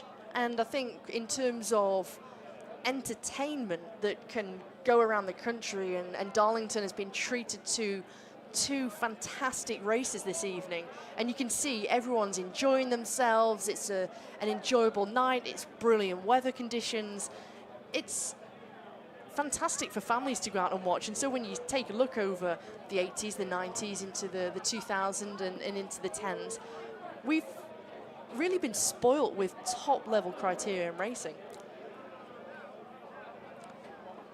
And I think for this evening, when you look around and you look at the crowds in Darlington, and for British cycling to come in, you know, you've got to be really proud of what they've achieved here this evening, because I think sometimes it's something we underestimate as a sport, in that we are the biggest free sporting spectacle in the world, because everyone here in Darlington has been pitched up and watched a rider that's just come out of the Tour of Italy. They could have watched, if they've watched a bit of cycling, they'll have seen them on TV. We bring the sport to the people, and I think that's something that I think we sometimes overlook as a sport. Their home roads, if they're locals and they've seen that a bike race is on, their home roads have become a sporting stadium, and so it's incredibly special for many of these people who've come out to watch tonight, or have decided, I'm going to travel a few hours and I'm going to go and watch a brilliant evening of racing. And you know what? I'm going to make a weekend of it, because I'm going to go and watch the road race on Sunday. And so I think for British cycling, they've done a tremendous job in putting on the event, but also a big thanks to Lloyds Bank, who've come on board and put so much backing into the sport. And it's without these big sponsors, racing at this high level can't happen. And this circuit tonight, we said it right at the top, and your contact from the DS of FDJ, Group Armour FDJ, you know, it flowed. It gave us great racing. It was really exciting racing. But to get a winner on their own, a breakaway of 3 and then a winner on his own like this, I mean, this was a powerhouse. This was a mighty performance from Lewis Askey. It was an incredibly powerful performance, and I think throughout, we can't forget that he was the rider who bridged across to Sam Watson and Rob Scott. And so that's no easy feat at all, because you saw when he did manage to bridge across, he had to take a few moments just to regather, just to recover, take a few deep breaths and say, right, okay, now I can start to commit and start to ride through and be cohesive in this trio. But, you know, tactically, it was frustration for other teams, but for them, they were always in control, Groupama FDJ. They had the brilliant teamwork behind, and for Lewis Askey, a rider who doesn't always get his opportunity to race for a victory at World Tour level, because of course he's always racing for Stefan Kung or other riders within the classics, or of course in stage races he's working for general classification riders. This is great for him to have that confidence booster and show, I can still win, I've got the engine. It's good to keep that fire, though, isn't it? It is. But also the other teams look at the criterium and they might, you know, Groupama FDJ, because criterium racing as well, it's kind of that post-Tour de France, where the criteriums used to be. And that's why Groupama FDJ would come and ride this, because France has such a tradition in criterium racing as well. So it's great to see them all here and riding. So our top 3 on the podium. National champion representing Groupama FDJ, Lewis Askey. Lewis Askey from Groupama FDJ. Matt Walls, Noah Hobbs, your medalists. It is a first stripy jersey. And a lot of riders, they frame them, they put the medal in, and you hang them on the wall. I think that'll sit pride of place somewhere in his house. Bob Howden, the president of British Cycling, awarding the medals and jersey.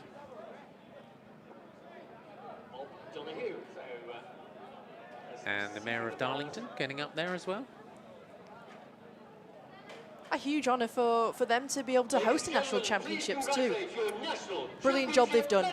They have. There is your podium. Noah Hobbs takes the bronze. Matt Walls takes the silver. Lewis Askey is your champion. Well, thanks to Bob Howden, president of British Cycling, for presenting the medals and jersey, and to the Mayor of Darlington. Great moment for Groupama FDJ. Great team night. Try and wipe that smile off Lewis Askey's face. You'll have a hard time of it. Let's hear from Lewis on the podium.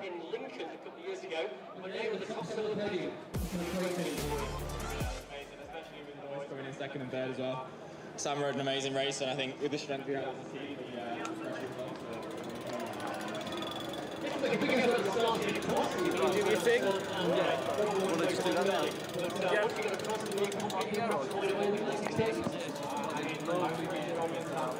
Sam going to take the win. Hoping it was going to be, so yeah, we rode a perfect race, and when Sam went first, honestly, I nearly got dropped at this point, so I know when he brought it back, it was like, it was the race that we had to go there. So as they take the circuit apart, make sure you join us for live coverage on Sunday. Saltburn is the venue on Sunday. The women's race, 5 laps of the circuit, 130 kilometers, 2,025 meters of climbing. The men will race 7 laps, 182 kilometers, 2,835 meters of climbing, and that's eye-wateringly steep climb of Saltburn Bank is the finish, Hannah. It is a great venue for a national championship on Sunday. It's brilliant, and a great venue for the riders, brilliant racing, and of course, as you just said there, Marty, it's an eye-watering climb to that finish. Thanks for your company this evening. I hope you've enjoyed the racing as much as we have. Darlington put on a great show from the Lloyds Bank and National Road Championships. From Martin McDonald and Hannah Walker, we'll see you Sunday. Bye for now.